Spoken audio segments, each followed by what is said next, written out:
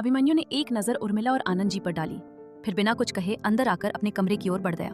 उसके पीछे ही अधीरा खड़ी थी। उर्मिला जी ने तुरंत उसका हाथ थाम लिया और अंदर लाकर उसे सोफे पर बैठा दिया। उन्होंने आवाज लगाई, श्याम जल्दी से पानी लाना। श्याम तुरंत किचन की ओर भागा। उर्मिला जी ने प्यार से उसका माथा सहलाते हुए पूछा, क्या हुआ था बच्ची? अधीरा ने धीमे से जवाब दिया, माँ बस थोड़ी सी कमजोरी थी, इसलिए बेहोश हो गई। उर्मिला जी की आंखों में चिंता उभर आई। उन्होंने कहा, तुम्हें ये छोटी सी बात लगती है? जानती हो इन कुछ घंटों में तुम्हारे पापा और मेरी क्या हालत हो गई थी? अधीरा के पास कोई जवाब नहीं था, बस इतना समझ आ रहा था कि उसकी वजह से पूरा राठौर परिवार परेशान हो गया था। उसने धीरे से कहा, सॉरी। आनंद जी चौंक पड़े। उन्होंने कहा, सॉरी किस लिए बेटा? उन्होंने अफसोस भरे लहजे में कहा, सॉरी तो हमें कहना चाहिए कि हम तुम्हारी ठीक से देखभाल नहीं कर पाए, नहीं तो तुम इस तरह सड़क पर बेहोश नहीं होती।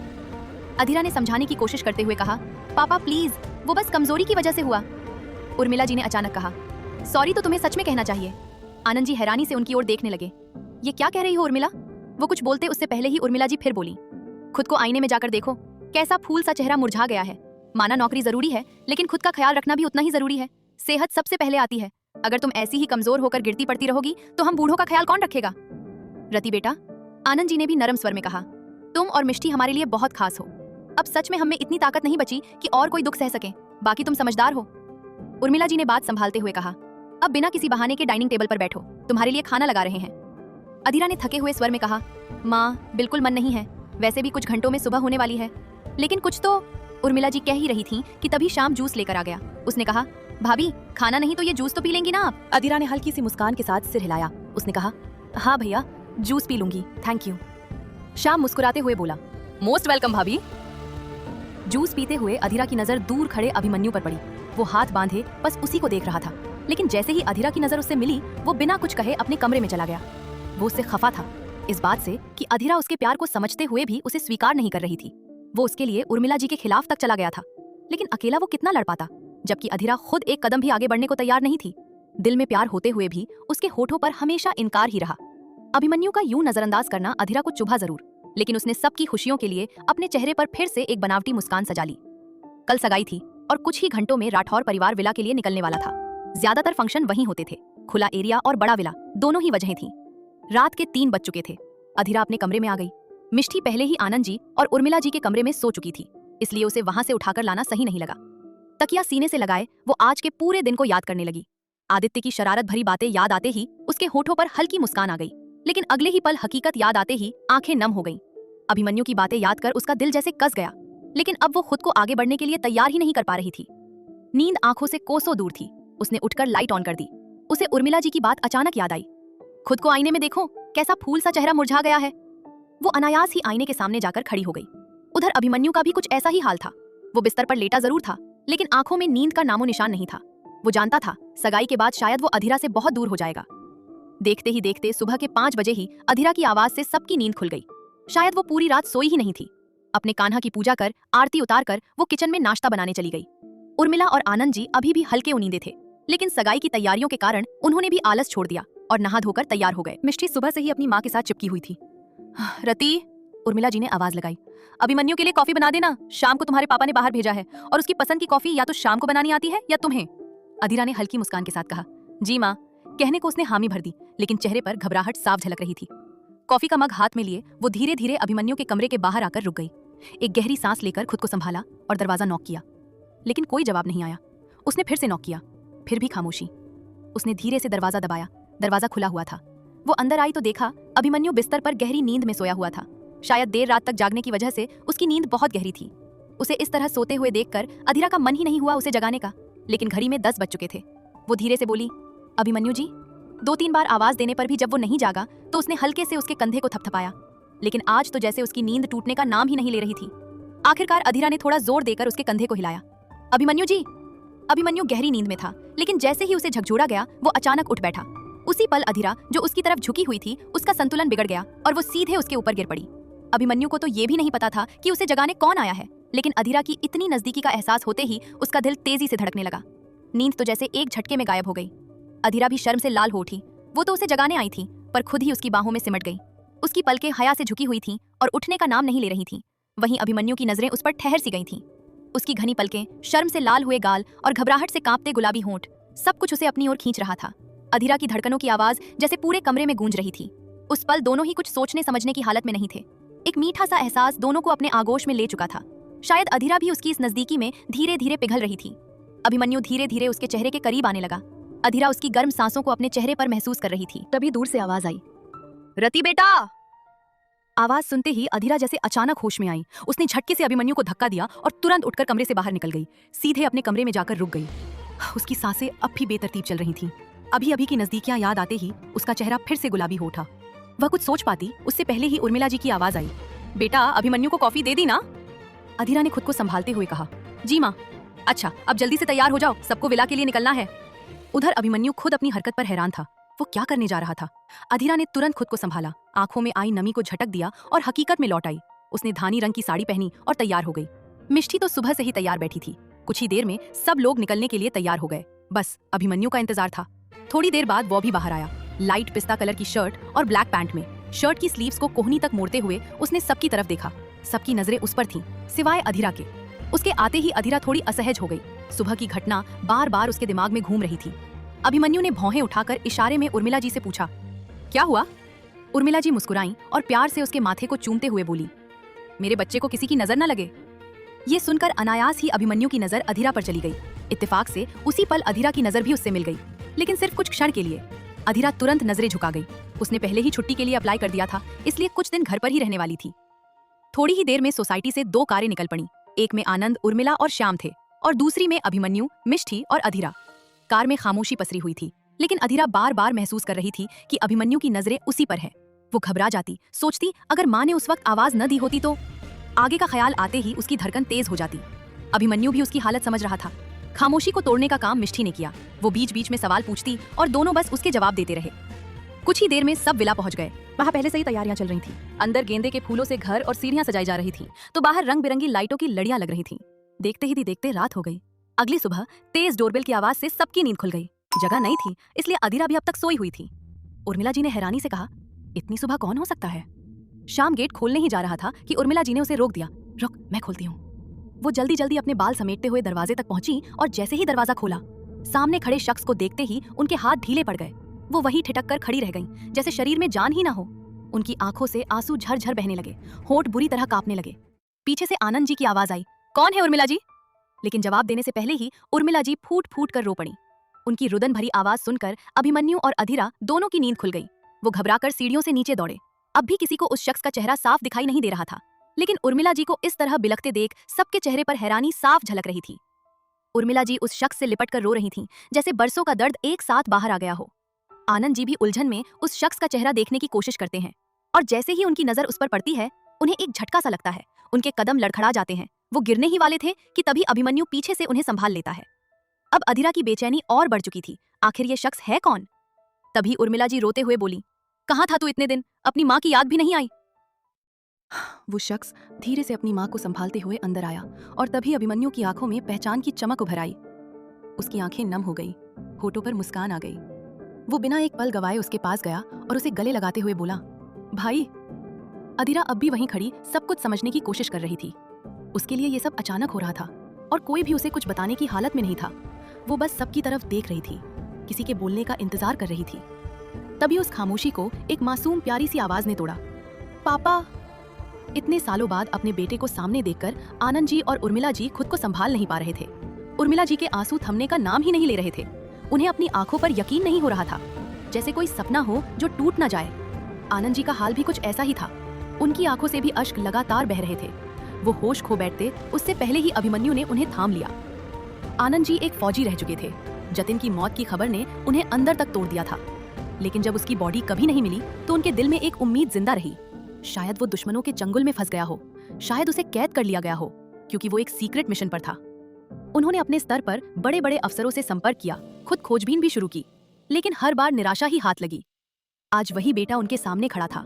सोफे पर सिर टिकाए वो बीते सालों की यादों में खो गए। उधर अभिमन्यु भी अपने जुड़वा भाई को इतने सालों बाद देखकर भावुक हो उठा। भाई से बढ़कर दोनों दोस्त थे। वो भी आगे बढ़ा और जतिन को कसकर गले लगा लिया। उस पल किसी के पास शब्द नहीं थे, लेकिन बहते आंसू ही सालों की कहानी बयां कर रहे थे।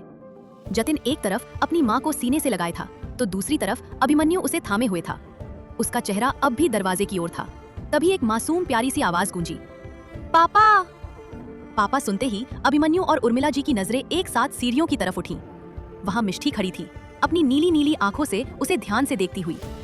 पापा शब्द सुनकर आनंद जी भी उसकी ओर देखने लगे। जतिन उलझन में था, ये छोटी बच्ची कौन है? उसने सवालिया नजरों से अपनी माँ की तरफ देखा। उर्मिला जी आंसू पोंछते हुए हल्का सा मुस्कुराईं। तुम खुद ही पहचानो। जतिन धीरे धीरे मिष्ठी की तरफ बढ़ा। मिष्ठी भी उसे ध्यान से देख रही थी, जैसे पहचानने की कोशिश कर रही हो। हाँ, रति ने उसे उसकी फोटो दिखाई थी, लेकिन तब और अब के जतिन में काफी फर्क आ चुका था। अब उसके चेहरे पर हल्की दाढ़ी थी, बाल भी पहले से थोड़े लंबे थे। जतिन उसके सामने घुटनों के बल बैठ गया। हे लिटिल गर्ल, आपका नाम क्या है? मिष्ठी मुस्कुराई। उसने कहा, मिष्ठी राठौर। जतिन ने स्नेह से कहा, बहुत प्यारा नाम है, बिल्कुल आपकी तरह। उसने उसके सरनेम पर ध्यान नहीं दिया। मिष्ठी खिलखिलाते हुए बोली, हाँ, मेरी मम्मा भी यही कहती हैं। जतिन थोड़ा चौंकते हुए बोला, आपकी मम्मा? हाँ, मेरी मम्मा। उसकी बात सुनकर जतिन ने आसपास नजर दौड़ाई और तभी उसकी नजर कोने में खड़ी अधीरा पर पड़ी। वो उसे गौर से देखने लगा, जैसे कुछ याद करने की कोशिश कर रहा हो। उधर जतिन और अधीरा को आमने सामने खड़ा देखकर अभिमन्यु की सांसें थम सी गईं। अधीरा की हालत तो उससे भी ज्यादा खराब थी। जैसे जैसे जतिन उसकी तरफ बढ़ रहा था, उसके दिल की धड़कन तेज होती जा रही थी। डर और घबराहट उसके चेहरे पर साफ दिखाई दे रही थी। वो बिना पलक झपकाए उसे ही देखे जा रही थी। जतिन उसके सामने आकर ठिठका, आप वही है ना? अधीरा उसकी बात समझ नहीं पाई। जतिन ने उसकी घबराहट महसूस की और हल्का सा मुस्कुराते हुए बोला, अरे आप इतना घबरा क्यों रही हैं? वो कल गलती से मैं आपके कैब के सामने आ गया था। उसकी बात सुनते ही अधीरा को वो घटना याद आ गई। वो जब आदित्य से मिलने जा रही थी, तभी एक अजनबी अचानक उसकी कार के सामने आ गया था। तब भी उसे उसका चेहरा थोड़ा जाना पहचाना लगा था, लेकिन उसने ज्यादा ध्यान नहीं दिया था। अधीरा ने अपने दुपट्टे को उंगली में उलझाते हुए कहा, हाँ, वो मैं ही थी। उन दोनों की बातें सुनकर आनंद जी और उर्मिला जी हैरान रह गए। वो दोनों पति पत्नी थे, फिर ये एक दूसरे से अजनबियों जैसा व्यवहार क्यों कर रहे थे? उर्मिला जी ने उलझन में पूछा, अरे तुम दोनों को क्या हुआ है? ऐसे अजनबियों जैसा व्यवहार क्यों कर रहे हो? जतिन उर्मिला जी की बातों का मतलब समझने की कोशिश करते हुए बोला, अजनबी जैसा व्यवहार? मैं कुछ समझा नहीं। क्या ये हमारी कोई रिश्तेदार हैं? उसे लगा शायद कोई दूर की रिश्तेदार हो जो यहाँ रह रही हो और वो पहचान नहीं पा रहा। उर्मिला जी ने उसे सोफे पर बैठाया। उन्होंने कहा, तुम ठीक तो हो ना? जतिन हल्का सा मुस्कुराया, फिर बोला, हाँ माँ, ठीक होने में ही तो 4 साल लग गए, अब बिल्कुल ठीक हूँ। लेकिन आप इस तरह से सवाल क्यों कर रही हैं? तभी आनंद जी सोफे से उठते हुए बोले, इसलिए क्योंकि तुमने अपनी पत्नी को नहीं पहचाना। उनकी नजर अनजाने में अधीरा की तरफ चली गई। उन्हें लगा शायद इतने सालों बाद पति को देखकर अधीरा भावुक हो गई है, इसलिए उसका व्यवहार ऐसा है। लेकिन जतिन का उसके प्रति बिल्कुल अजनबी जैसा रवैया देखकर वो खुद भी उलझ गए थे। पत्नी शब्द सुनते ही जतिन के चेहरे पर एक अलग ही चमक आ गई। उसे रति की याद आ गई। वो झट से उठकर अपनी माँ के हाथ पकड़ लिया। उसने तुरंत पूछा, माँ, रति कहाँ है? वो माँ बनने वाली थी ना? उसकी आवाज में खुशी और बेचैनी दोनों थी। वो आगे बढ़कर आनंद जी के पास आकर पूछा, पापा, मेरा बच्चा तो अब तक काफी बड़ा हो गया होगा ना? उसकी आंखें खुशी से नम हो गई थीं। वो बेचैन होकर फिर उर्मिला जी के पास घुटनों के बल बैठ गया। उसने कहा, माँ, आप मुझसे नाराज तो नहीं है ना? रति कहीं दिख नहीं रही, ना मेरा बच्चा, सब कहाँ है? उसके चेहरे पर अपनी पत्नी और बच्चे से मिलने की तड़प साफ झलक रही थी। उधर आनंद जी और उर्मिला जी कभी अधीरा को देखते तो कभी जतिन को। दोनों पूरी तरह से उलझ चुके थे। दूसरी तरफ मुंबई के मलिक मेंशन में गहरी खामोशी पसरी हुई थी। सामने सोफे पर अनुष्का और समीर बैठे थे, जबकि दूसरे काउच पर अमितेश मलिक और संजना जी। 2 दिन पहले ही अनुष्का को अधीरा की सच्चाई पता चली थी। उसके अंदर इतनी हिम्मत नहीं थी कि अपने माँ बाप को इतना बड़ा सच बता सके, लेकिन समीर ने उसे हिम्मत दी। फिर भी जब वो उनके सामने बैठी तो उसके होंठ नहीं खुल पाए। वो खुद ही इस सच से अभी तक उबर नहीं पाई थी। कुछ घंटों पहले समीर ने ही सारी सच्चाई उसके माता पिता को बता दी थी। सच सुनकर दोनों जैसे अंदर से टूट गए थे। उन्हें अपने माँ बाप होने पर शर्म आ रही थी। अधीरा, जिसके पास सब कुछ था, फिर भी वो गुमनाम जिंदगी जी रही थी। एक ऐसी लड़की की जिंदगी जो संघर्षों से भरी हुई थी। वो एक अनजान औरत की बेटी को अपना मानकर उसकी जिम्मेदारी अकेले निभा रही थी, और उनके पास सब कुछ होते हुए भी उन्होंने कभी अधीरा की भावनाओं को समझने की कोशिश ही नहीं की। उन्होंने तो उसके जीते जी उसका दाह संस्कार कर दिया था। संजना जी की आंखें रो रो कर सूज चुकी थीं। वो अपने आंसू पोंछते हुए बोली, शायद यही हमारी सजा है। अपनी ही बच्ची को हमने खुद से दूर कर दिया। एक माँ होकर भी मैं अपनी बेटी को नहीं पहचान पाई। उनकी आवाज भर आ गई। वो हमारी आंखों के सामने थी और हम उसी के सामने उसकी मौत का शोक मना रहे थे। उस वक्त उस पर क्या बीती होगी? अमितेश जी की आवाज भी कांप उठी। उसने तो अपना सब कुछ हमें दे दिया। वो कहाँ चली गई होगी? अनु बेटा, प्लीज उसे ढूंढो। उनकी आवाज उनका साथ नहीं दे रही थी। वो रो पड़े। समीर ने उन्हें संभालने की कोशिश करते हुए कहा, अंकल प्लीज खुद को संभालिए। अमितेश जी दर्द से भरकर बोले, कैसे संभालूं? हम कितने खुदगर्ज माँ बाप निकले, अपनी बेटी का दर्द भी नहीं समझ पाए। वो हमें उम्मीद भरी नजरों से देखती थी, लेकिन हमने कभी ध्यान ही नहीं दिया। वो हमसे इतनी नफरत करने लगी कि उसने सच बताना भी जरूरी नहीं समझा। एक बार कहती तो सही। तभी अनुष्का ने उन्हें रोकते हुए कहा, पापा प्लीज। उसने गहरी सांस लेते हुए कहा, मुझे पता है जो मैं कहने जा रही हूँ वो आपको कड़वा लगेगा, लेकिन अगर उस वक्त अधीरा सच भी बताती तो आप लोग विश्वास नहीं करते। वो चिल्लाती रोती, फिर भी आप नहीं मानते। क्योंकि आपका चहेता दामाद आपको मानने ही नहीं देता। आपको लगता कि वो पैसों के लालच में आपकी बेटी की पहचान लेना चाहती है, और आज भी आपको उस अमित पर भरोसा है। उसकी आवाज में गुस्सा साफ था। आपने एक बार भी नहीं सोचा कि अधीरा की मौत के कुछ ही महीनों बाद उसने नैना से शादी करने का फैसला क्यों किया? और नैना, जो अधीरा की बचपन की दोस्त थी, उसने उसी के पति से शादी कैसे कर ली? क्या सिर्फ चेहरा बदल जाने से किसी का अस्तित्व खत्म हो जाता है? कमरे में सन्नाटा छा गया। अमितेश जी के पास कोई जवाब नहीं था। संजना जी हाथ जोड़कर रो पड़ी। मुझे मेरी बेटी चाहिए। जो भी गलती हुई है हम उससे माफी मांग लेंगे, लेकिन प्लीज मेरी अधीरा को वापस ला दो। अनुष्का ने घबराहट में कहा, माँ प्लीज इस तरह रोइए मत, आपकी तबीयत खराब हो जाएगी। शायद वो जयपुर में हो। अमितेश और संजना ने हैरानी से एक साथ कहा, क्या? अनुष्का ने संभलते हुए कहा, आप दोनों अभी कोई उम्मीद मत पालिए। मैं पक्के तौर पर कुछ नहीं कह रही, बस मैंने वीडियो का एम्बियंस देखा था, इसलिए अंदाजा लगा रही हूँ। क्योंकि जब उससे मेरी बात हुई थी तब उसने इंदौर जाने की बात कही थी। समीर ने सोचते हुए कहा, हमें दोनों जगह चेक करना चाहिए। हो सकता है वो अभी भी इंदौर में ही हो और गाने की वजह से जयपुर गई हो। अनुष्का ने गहरी सोच में डूबते हुए कहा, हाँ, होने को तो बहुत कुछ हो सकता है। वहीं दूसरी तरफ आनंद जी और उर्मिला जी मानो सदमे में आ गए थे। आखिर जतिन अपनी ही पत्नी को क्यों नहीं पहचान पा रहा था? क्या उन्होंने किसी गलत लड़की को अपनी बहू मान लिया है, या फिर ये कोई धोखा है, कोई बहुरूपिया? सवाल ही सवाल उनके मन में घूम रहे थे। उनके हिसाब से तो जतिन की पत्नी उनके सामने खड़ी थी और वही जतिन अपनी पत्नी के बारे में पूछ रहा था। आनंद जी चाहकर भी अचानक अधीरा यानी रति पर शक नहीं कर सकते थे। इतने दिनों तक साथ रहकर वो अच्छी तरह समझ चुके थे कि अधीरा एक अच्छे संस्कारों वाली सुलझी हुई लड़की है। वो भला बेवजह विधवा जैसी जिंदगी क्यों जीना चाहेगी? उन्हें अधीरा पर पूरा भरोसा था, लेकिन जतिन का उसे ना पहचानना उनके मन में हल्की सी शंका जरूर पैदा कर रहा था। उधर उर्मिला जी के लिए तो ये सब एक पहेली बन चुका था, जिसे वो जल्द से जल्द सुलझाना चाहती थी। उन्होंने धीरे से कहा, जतिन, वो कोई और नहीं, तुम्हारी बेटी मिष्ठी है। जतिन, जो अभी तक अपनी माँ के पैरों के पास बैठा था, ये सुनते ही एकटक उन्हें देखने लगा, मानो यकीन करने की कोशिश कर रहा हो। उर्मिला जी ने हल्की मुस्कान के साथ सिर हिलाया। जतिन तुरंत उठ खड़ा हुआ और उसकी नजरें मिष्ठी पर जाकर ठहर गईं। खुले लंबे घुंघराले बाल, बालों में लगा छोटा सा हेयर बैंड, पिंक रंग का नाइट सूट और वो नीली नीली आंखें, वो उसकी ही परछाई थी। उसका दिल कसक उठा। कैसे वो अपनी ही बेटी को नहीं पहचान पाया? वो धीरे धीरे उसके पास गया, घुटनों के बल बैठकर उसके छोटे से प्यारे चेहरे को अपनी हथेलियों में थाम लिया। उसने धीरे से कहा, आपने मुझे पहचाना? मैं आपका शब्द उसके होठों पर ही अटक गए। गला भर आया और आंसू तो जैसे थमने का नाम ही नहीं ले रहे थे। मिष्ठी ने उसे रोते देखा तो मासूमियत से बोली, अंकल, आप रो क्यों रहे हैं? जतिन ने मुश्किल से खुद को संभाला। अंकल नहीं बेटा, आपका पापा। मिष्ठी हैरानी से बोली, पापा? लेकिन मेरे पापा तो सामने खड़े हैं। उसने उंगली उठाकर अभिमन्यु की तरफ इशारा किया। उसकी ये बात सुनकर एक पल के लिए सबका दिल कसक उठा और जतिन का तो जैसे टूट ही गया। असल में अभिमन्यु ने ही मिष्ठी को खुद को पापा कहने के लिए कहा था। उसे क्या पता था कि जिंदगी कभी ऐसा मोड़ भी ले आएगी। अभिमन्यु धीरे से मिष्ठी के पास आया और सीढ़ियों पर उसके पास बैठ गया। उसने कहा, मिष्ठी, आपको याद है आपने एक बार कहा था कि आपके पापा स्टार बन गए हैं? मिष्ठी ने धीरे से सिर हिलाया।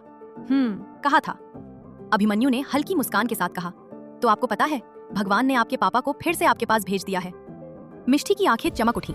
उसने मुस्कुराते हुए कहा, सच में? अभिमन्यु ने प्यार से कहा। मिष्ठी ने कहा, कहाँ है मेरे स्टार पापा? अभिमन्यु ने इशारा किया, यही है आपके स्टार पापा। बच्चे सच में कितने मासूम होते हैं, प्यार से समझाओ तो हर बात मान लेते हैं। अगले ही पल मिष्ठी दौड़कर जतिन के गले लग गई। पापा!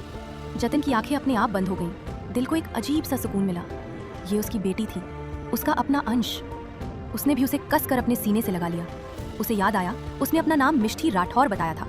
राठौर परिवार के लिए ये पल बेहद भावुक था।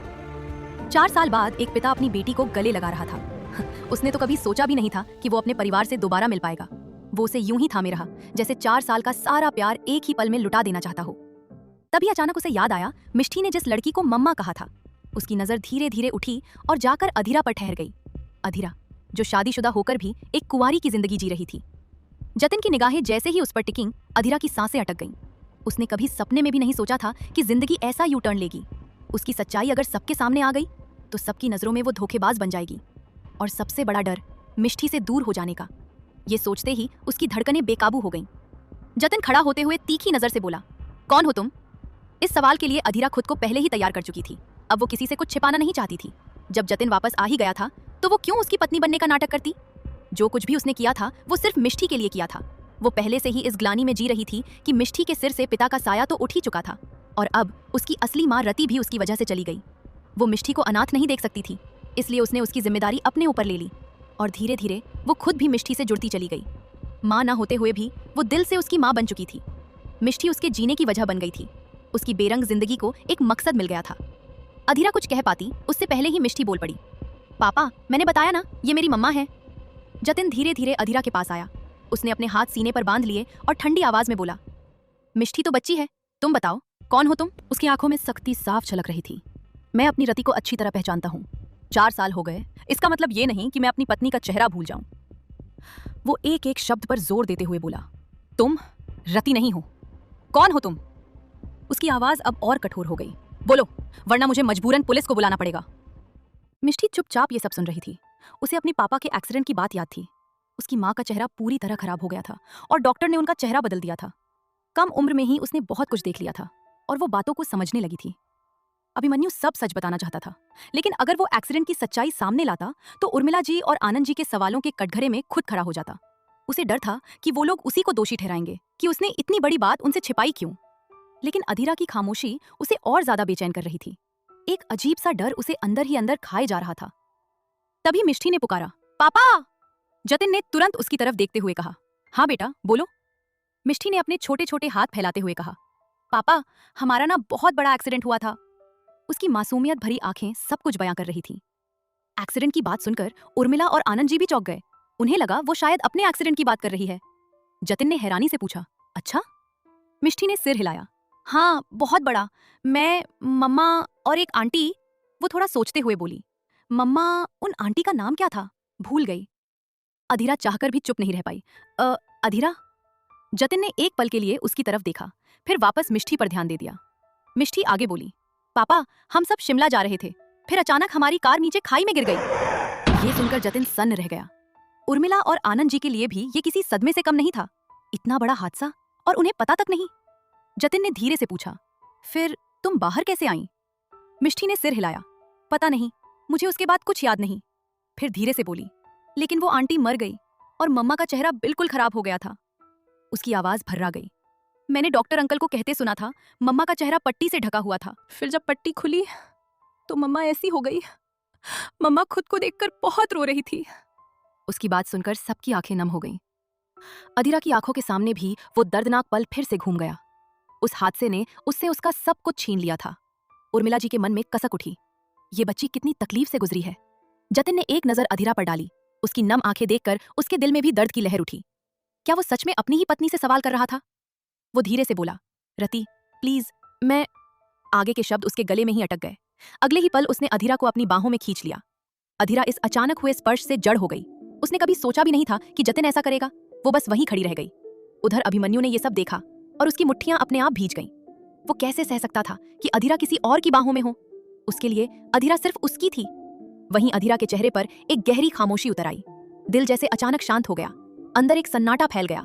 न गुस्सा करने की ताकत बची थी, न कोई शिकायत, न किसी से कुछ कहने की चाह, और न ही अब कोई उम्मीद। अभिमन्यु की आंखें नम हो गई थीं। वो दोनों को इस तरह साथ देखकर अंदर ही अंदर टूट रहा था।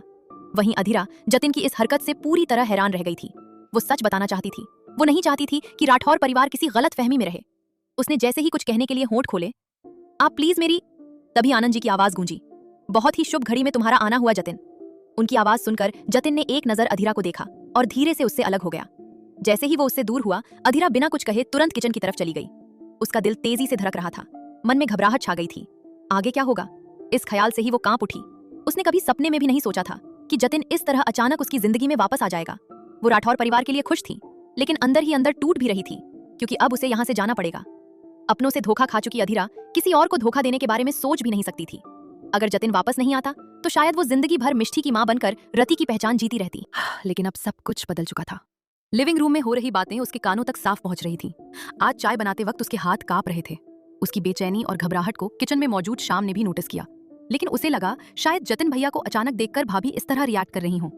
फिर भी दिल के किसी कोने में उसे अभिमन्यु के लिए दर्द हुआ। उसे साफ दिखता था अभिमन्यु की आंखों में अधीरा के लिए बेइंतहा प्यार। लेकिन अब जब जतिन लौट आया था तो सुलझी हुई जिंदगी फिर से उलझती जा रही थी। वही लिविंग रूम में आनंद जी बोले, आज ही अभिमन्यु और आयशा की सगाई है। जतिन चौंकते हुए बोला, क्या? मानो उसने कुछ गलत सुन लिया हो। लेकिन उर्मिला जी ने शांत स्वर में कहा, हाँ, ये सच है। जतिन थोड़ा असहज होकर बोला, माँ, लेकिन ऐसे कैसे? वो तो किसी और से। वो कहते कहते रुक गया। उर्मिला और आनंद जी हैरानी से उसकी तरफ देखने लगे। तो वो घबराकर नजरें चुराने लगा। फिर बात संभालते हुए बोला, मेरा मतलब ये तो बहुत खुशी की बात है।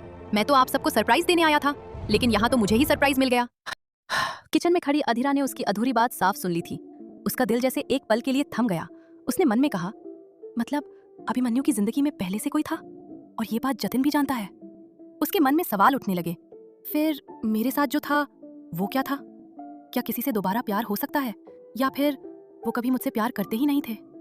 उसकी आंखों से आंसू बह निकले। नहीं, रोना नहीं है, उसने खुद को संभालते हुए मन ही मन कहा। इस वक्त मैं कमजोर नहीं पड़ सकती।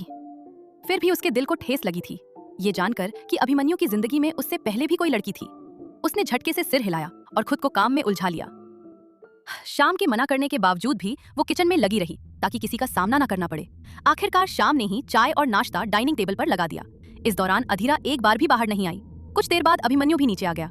आखिर जतिन उसका भाई था और आज वो जिंदा अपने परिवार के बीच खड़ा था।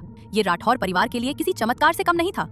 मिष्ठी जतिन की गोद में बैठी थी और वो बड़े प्यार से उसे खाना खिला रहा था, लेकिन उसकी नजरें बार बार किचन की तरफ उठ जाती और ये बात अभिमन्यु से छिपी नहीं थी। उर्मिला जी ने शाम से पूछा, रति कहाँ है? शाम ने जवाब दिया, वो किचन में है। उर्मिला जी बोली, उसे बुलाकर लाओ। जतिन ने कई सालों बाद आज रति को छुआ था। उसे महसूस किया था। वो उस एहसास को फिर से जीना चाहता था, लेकिन अभी सबके सामने वो बस उसे देखकर ही सुकून महसूस कर सकता था। शाम के बुलाने पर अधीरा ना चाहते हुए भी सबके सामने आ गई। आज वह वहां ऐसे खड़ी थी मानो कोई बड़ी गुनहगार हो। दोनों हाथों की उंगलियां आपस में उलझाए, सिर झुकाए वह सबके बीच खड़ी थी। उसे ऐसा लग रहा था जैसे राठौर परिवार की अदालत में वह एक दोषी की तरह कटघरे में खड़ी हो। वहीं जतिन को लगा कि शायद वह शर्म से झुकी हुई है। अधीरा की झुकी नजरें और लाल पड़ा चेहरा देखकर उसका दिल उसे अपने सीने से लगाने को बेचैन हो उठा। लेकिन उसे क्या पता, वह लाल चेहरा शर्म का नहीं बल्कि डर का था। वह जानता था कि उन्होंने साथ में बहुत कम समय बिताया था, लेकिन उसी कम वक्त में उससे एक बड़ी गलती हो गई थी। आनंद जी ने अधीरा को इस तरह खड़े देखा तो बोले, रति तुम ही हमारे साथ बैठकर नाश्ता कर लो। अधीरा हकलाते हुए बोली, पापा जी मैंने अभी तक स्नान नहीं किया है, पूजा करने के बाद ही नाश्ता करूंगी। उसे अब उन्हें पापा कहना भी अजीब लगने लगा था। कल तक वही उन्हें बार बार पापा कहकर पुकारती नहीं थकती थी, लेकिन आज जैसे उसकी जुबान उसका साथ नहीं दे रही थी। उर्मिला जी बोली, रति काम करने के लिए शाम है ना, देखो 10 बज गए हैं, जल्दी जाकर नहा लो, तुम्हारी पूजा भी काफी देर तक चलती है। और हाँ, आज अपने किशन कन्हैया को थोड़ा ज्यादा ही लार कर लेना। अधीरा बस हल्के से मुस्कुरा दी। वो जानती थी कि जतिन की नजरें उस पर टिकी हुई हैं, इसलिए उसने उस तरफ देखने की कोशिश तक नहीं की। लेकिन जतिन के चेहरे पर हैरानी साफ झलक रही थी। वो कान्हा की इतनी बड़ी भक्त थी और उसे पता तक नहीं था। उसने इस बात को मन ही मन स्वीकार कर लिया कि वो उसे जानता ही कितना था। अभिमन्यु की नजरों में जतिन का अधीरा को इस तरह देखना स्वाभाविक था, क्योंकि उसकी नजरों में वो उसकी पत्नी रति थी। लेकिन अधीरा वो तो सच्चाई जानती थी, फिर उसने अब तक सच क्यों नहीं बताया? उसकी ये चुप्पी अभिमन्यु को अंदर ही अंदर खल रही थी। अधीरा सीढ़ियां चढ़कर अपने कमरे में चली गई। वो कमरा जतिन का था, लेकिन आज उसे वहां घुटन महसूस हो रही थी। दीवार पर लगी उसकी एक बड़ी सी तस्वीर पर आज पहली बार उसकी नजर पड़ी। अभिमन्यु और जतिन के चेहरे में काफी समानताएं थीं। वो वार्डरोब से अपने कपड़े निकालकर वॉशरूम की ओर बढ़ ही रही थी कि तभी दरवाजे पर दस्तक हुई। उसने घबराते हुए दरवाजा खोला। सामने उर्मिला जी खड़ी थीं। उनके हाथ में 2 बैग थे। माँ आप? अधीरा ने हैरानी से पूछा। उर्मिला जी ने बैग उसकी ओर बढ़ाते हुए कहा, तुम्हारे लिए कुछ लाई थी। फिर थोड़ी देर रुककर बोली, बहुत दुख झेल लिया तुमने, अब बस तुम्हारे दामन में खुशियां ही होंगी। ये साड़ी है और साथ में कुछ गहने, बहुत संभाल कर रखा था मैंने। सोचा था जब जतिन तुम्हें पहली बार घर लाएगा तब दूंगी, लेकिन शायद उस वक्त हमारा मिलना किस्मत में नहीं था। आज मैं चाहती हूँ कि तुम ये साड़ी पूजा में पहनो। अधीरा ने चौंक कर पूछा, पूजा? उर्मिला जी हल्के से मुस्कुराई। सॉरी, तुम्हें बताना भूल गई थी। सगाई से पहले अभिमन्यु और आयशा के लिए घर में एक छोटी सी पूजा रखी है और मैं चाहती हूँ कि मेरी बड़ी बहू इस पूजा में 16 श्रृंगार करके बैठे। आज पहली बार अधीरा ने उर्मिला जी को इतना खुश देखा था। उर्मिला जी ने आगे कहा, जल्दी से तैयार होकर नीचे आ जाओ, और हाँ, ज्यादा काम करने की जरूरत नहीं है, शाम सब संभाल लेगा। फिर दूसरे बैग की ओर इशारा करते हुए बोली, इसमें जतिन के कपड़े हैं, वैसे तो अभिमन्यु के ही हैं, लेकिन दोनों जुड़वा हैं और कद काठी भी लगभग एक जैसी है, तो आराम से फिट हो जाएंगे। हमारे पास शॉपिंग के लिए समय भी नहीं था। अधीरा खामोशी से उनकी बातें सुनती रही। मन तो कर रहा था कि सब सच बता दे, लेकिन आज घर में सगाई थी। वो नहीं चाहती थी कि खुशी का माहौल मातम में बदल जाए, इसलिए उसने तय किया कि सगाई के बाद ही सच बताएगी। उसने दोनों बैग उनके हाथ से ले लिए। उर्मिला जी कमरे से बाहर जाने ही वाली थीं कि अचानक रुक गईं। उन्होंने कहा, रति? जी माँ, अधीरा ने जवाब दिया। उर्मिला जी ने दोनों हाथ जोड़ लिए और भर्राई आवाज में बोली, बेटा, जो भी तुम्हारे साथ दुर्व्यवहार हुआ उसके लिए मैं बहुत शर्मिंदा हूँ, हो सके तो मुझे माफ कर देना। अधीरा ने तुरंत आगे बढ़कर उनका हाथ पकड़ लिया। उसने कहा, बिल्कुल नहीं माँ, ये हाथ हमेशा मेरे सिर पर आशीर्वाद देने के लिए ही उठने चाहिए। आपने ऐसा कुछ भी नहीं किया जिसके लिए आपको शर्मिंदा होना पड़े। आप भी तो उसी समाज का हिस्सा हैं जहां हम सब रहते हैं। आपने जो देखा, जैसा समझा, वैसा ही मेरे साथ व्यवहार किया। वो हल्का सा मुस्कुराई, फिर धीरे से बोली, ऐसा नहीं कहूंगी कि दर्द नहीं हुआ, हुआ था, बहुत हुआ था, रोई भी थी मैं, लेकिन वो सब अब बीती बातें हैं माँ। उन पुरानी बातों को कुरेदने से कोई फायदा नहीं। जिंदगी में कभी कभी हम वो कर बैठते हैं जो हम करना नहीं चाहते, और बाद में हमारे हिस्से सिर्फ अफसोस रह जाता है। उर्मिला जी ने नम आंखों से उसे देखते हुए कहा, कुछ देर के लिए भटक गई थी, लेकिन अब नहीं। अब राठौर परिवार में फिर से खुशियों ने दस्तक दी है। भगवान मेरे बच्चों के दामन में ढेर सारी खुशियां डालें। फिर माहौल हल्का करते हुए बोली, अब तुम जाकर नहा लो, नहीं तो मेरी बातें कभी खत्म ही नहीं होंगी। अपनी भीगी पलकों को पोंछते हुए वो कमरे से बाहर चली गई। अधीरा कुछ पल वहीं खड़ी रह गई। उर्मिला जी की बातें उसके कानों में गूंजती रहीं। फिर उसने धीरे से दोनों बैग बेड पर रख दिए। कुछ ही देर बाद वो नहा धोकर तैयार हुई। उसने उर्मिला जी की दी हुई लाल सिल्क की साड़ी पहनी, हाथों में लाल चूड़ियां, उन पर सोने के कंगन, कानों में बड़े बड़े झुमके, गले में लंबा सा हार, नाक में नथ और माथे पर छोटी सी बिंदी, आंखों में गाजल और होठों पर सुर्ख लाल लिपस्टिक। आज वो खुद को आईने में देखकर कुछ पल के लिए मंत्रमुग्ध हो गई, जैसे खुद को पहचान ही नहीं पा रही हो। लेकिन अचानक उसकी नजर अपनी मांग पर ठहर गई। वो कुछ सोच ही रही थी कि उसे एहसास हुआ कोई उसे देख रहा है। उसकी नजरें धीरे धीरे दरवाजे की तरफ उठी। सामने अभिमन्यु खड़ा था। उसकी आंखों में एक अजीब सी बेचैनी थी और नजरें सिर्फ उसी पर टिकी थी। शायद उसने अधीरा को इस रूप में पहली बार देखा था। वो पलक झपकाना तक भूल गया था।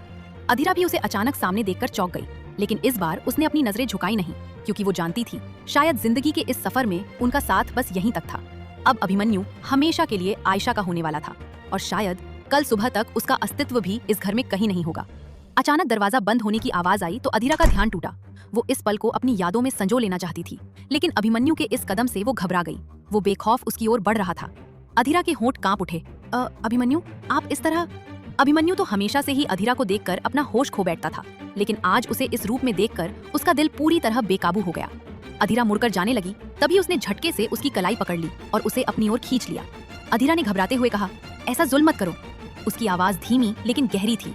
अभिमन्यु की गर्म और बेकाबू सांसें अधीरा खुद पर महसूस कर रही थी। उसका अपना दिल भी अब उसके बस में नहीं था। ऑफ वाइट कुर्ता पायजामा पहने वो आज पहले से कहीं ज्यादा आकर्षक लग रहा था। प्लीज अभिमन्यु जाइए, कोई आ जाएगा। अधीरा ने मुश्किल से कहा। उसने बिना हिचक के जवाब दिया, आने दो। ये गलत है। अधीरा की आवाज कांप रही थी।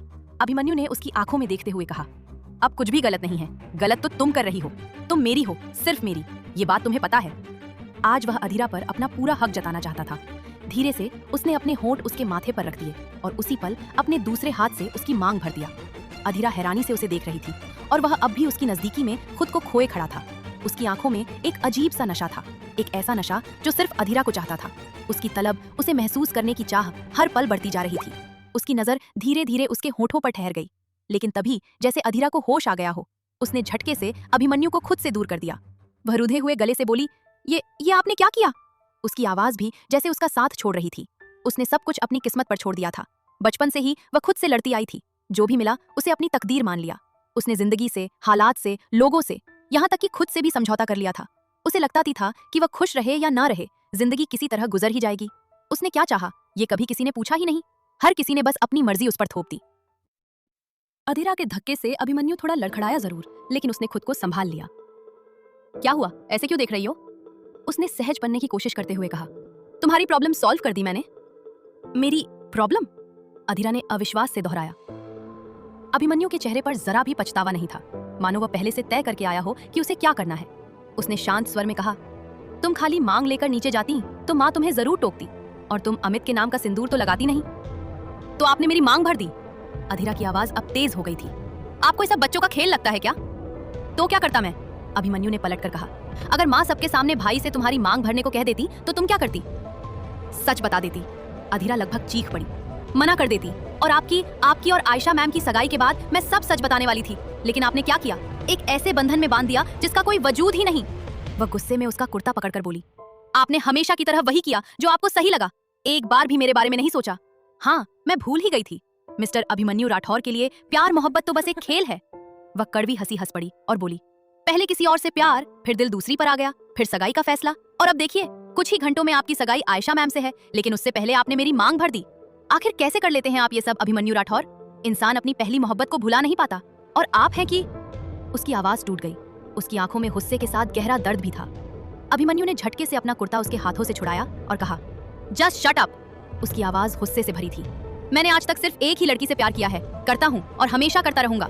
मेरा प्यार किसी की हाँ का मोहताज नहीं है। वह कुछ पल रुका, फिर धीमे लेकिन गहरे स्वर में बोला, पहले ये एहसास एक तरफा था, लेकिन अब ये इश्क दोनों तरफ से है।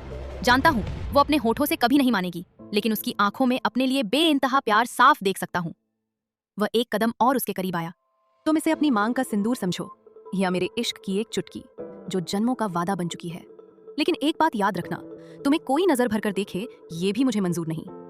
अधीरा के इल्जाम उसने सह लिए थे, लेकिन उसकी बातों ने उसे अंदर तक चोट पहुंचाई थी। उसकी आंखें नम हो गईं। उसने एक बार फिर झुककर अधीरा के माथे को चूम लिया और बिना कुछ कहे तेजी से दरवाजे की ओर बढ़ गया। लेकिन दरवाजे तक पहुंचकर वह अचानक रुक गया।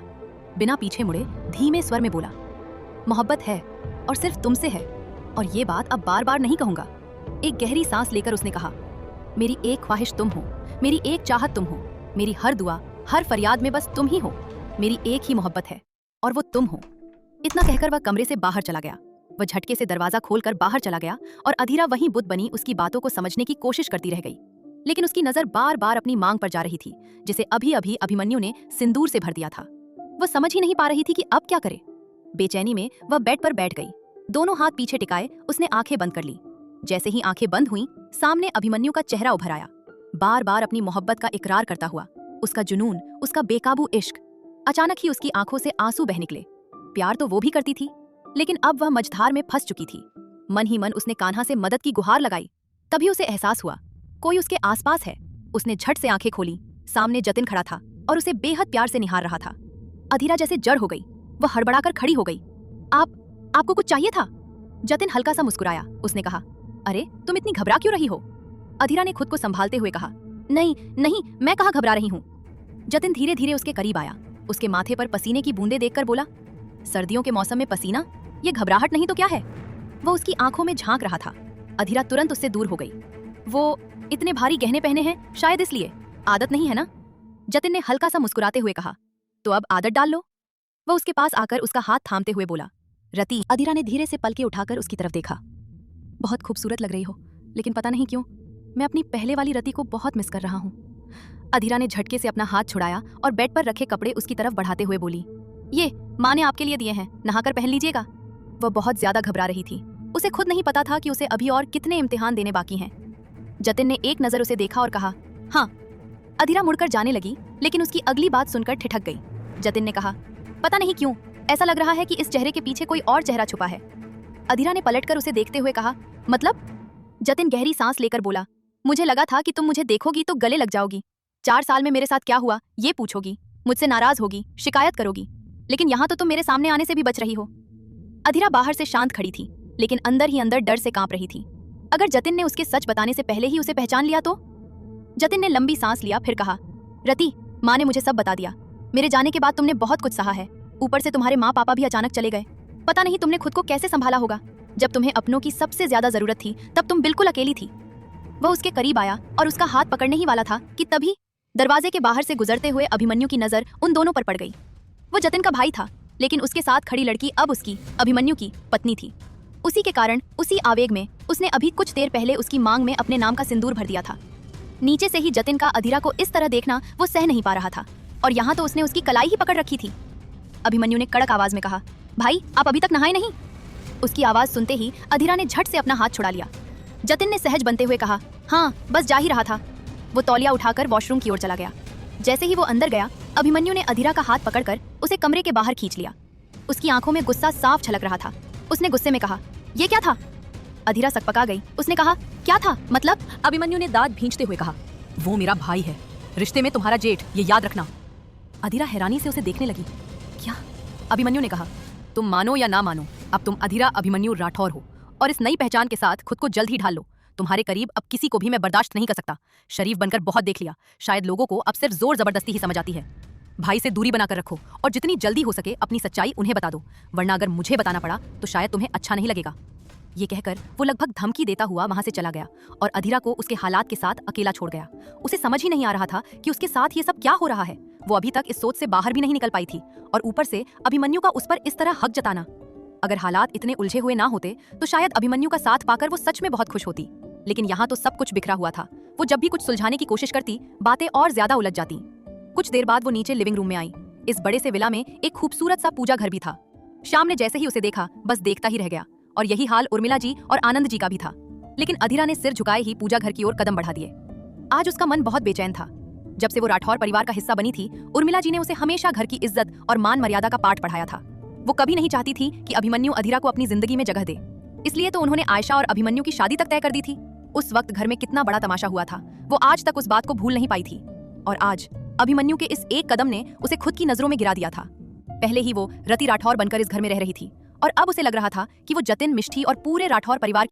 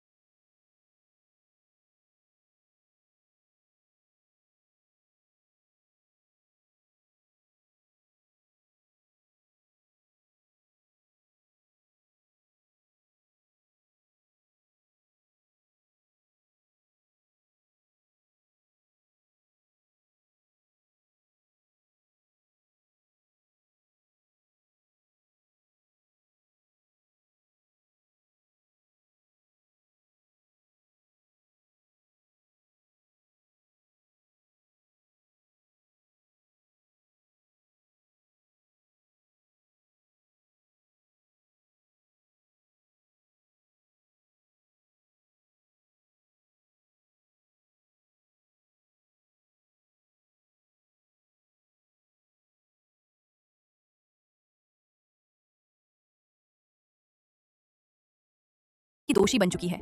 उसने कांपते हाथों से जोत जलाई और आंखें बंद कर दिल से अपने कान्हा की मूर्ति के सामने खड़ी भजन गा रही थी।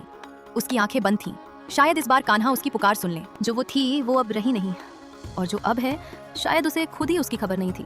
वो गहरी कश्मकश में थी। उसकी उलझनें हर पल बढ़ती जा रही थीं। उसकी आवाज में एक अजीब सा दर्द था जिसे वहां मौजूद हर शख्स महसूस कर पा रहा था, लेकिन उस दर्द की असली वजह सिर्फ अभिमन्यु जानता था। अभिमन्यु ने मन ही मन कहा, सॉरी, लेकिन इसके अलावा मेरे पास कोई रास्ता नहीं था। मालूम है मैंने तुम्हारे दिल को चोट पहुंचाई है, लेकिन क्या करता, तुम्हें बार बार खोना अब मुझसे बर्दाश्त नहीं होता। उधर जतिन जैसे ही तैयार होकर कमरे से बाहर निकला, एक मधुर और सुरीली आवाज उसके कानों में पड़ी। आवाज इतनी मीठी थी कि उसके कदम खुद ब खुद उसी दिशा में बढ़ गए। मंदिर के बाहर सबको इकट्ठा देखकर वो थोड़ा हैरान हुआ, लेकिन जैसे ही उसकी नजर अधीरा पर पड़ी, उसकी हैरानी और भी बढ़ गई। ये उसके लिए किसी बड़े झटके से कम नहीं था। वहीं अधीरा जैसे ही पूजा खत्म करके उठी और सामने सबको देखा, वो थोड़ी असहज हो गई। आनंद जी ने कहा, तुम्हारे गले में तो साक्षात सरस्वती का वास है, ऐसे ही खुश रहो। उन्होंने मुस्कुराते हुए आरती ली। उर्मिला जी ने भी आरती लेते हुए कहा, मेरी बहू आज बहुत खूबसूरत लग रही है। उनकी नजर अधीरा की भरी हुई मांग पर टिक गई। श्याम ने भी उसके हाथों से आरती ली। अभिमन्यु ने एक नजर उसकी तरफ देखा और चुपचाप आरती ले ली, लेकिन अधीरा ने अपनी पलकों को उठाने की हिम्मत नहीं की। जैसे ही अधीरा जतिन के पास पहुंची, वो खामोशी से उसे ही देख रहा था। अधीरा ने जैसे ही पलकें उठाई, उसकी आंखों में एक अजीब सा दर्द दिखाई दिया, कुछ वैसा ही जैसा उसके अपने दिल में था। अधीरा ने धीमे से कहा, आरती? जतिन ने कहा, हाँ। आरती लेते हुए वो धीमी लेकिन भारी आवाज में बोला, इस रंग बदलती दुनिया में पता नहीं अभी और कितने रंग देखना बाकी है। जानना थोड़ा मुश्किल है, क्योंकि इस चेहरे पर कई नकाब हैं। आखिरी शब्दों तक आते आते उसकी आवाज कठोर हो गई थी। उसे सुनते ही अधीरा का चेहरा सफेद पड़ गया। अधीरा ने मन में कहा, हे भगवान, कहीं इन्हें मुझ पर शक तो नहीं हो गया? नहीं, किसी और से पता चलने से पहले मुझे ही इन्हें सच्चाई बतानी होगी, नहीं तो सब कुछ बर्बाद हो जाएगा। वो भारी कदमों से किचन की ओर बढ़ गई। उसे बहुत तेज भूख लगी थी, लेकिन जतिन की बातों ने उसकी भूख को जैसे खत्म ही कर दिया था। वो समझ नहीं पा रही थी कि जतिन आखिर कहना क्या चाहता है।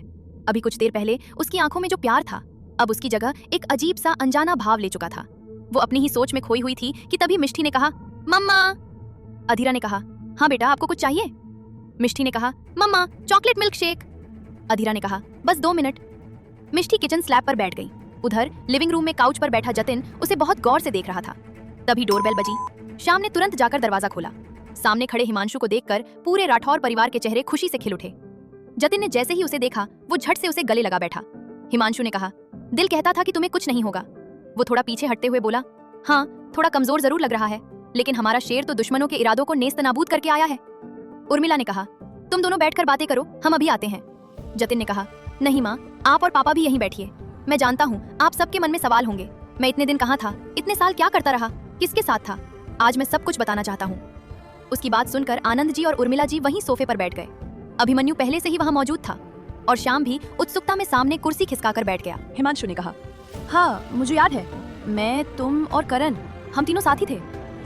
जतिन ने कहा, दुश्मन बिल्कुल हमारे करीब थे, हमने ज्यादातर को मार गिराया था। हम खुश थे क्योंकि जीत लगभग तय थी। तभी सामने वाले खेमे में कुछ हलचल नजर आई। दुश्मन बॉर्डर पार करके हमारे कैंप में घुसपैठ करने की कोशिश कर रहे थे। जतिन उस वक्त सबको बताते हुए अपने अतीत में खो गया। जतिन अपनी टीम को लीड कर रहा था।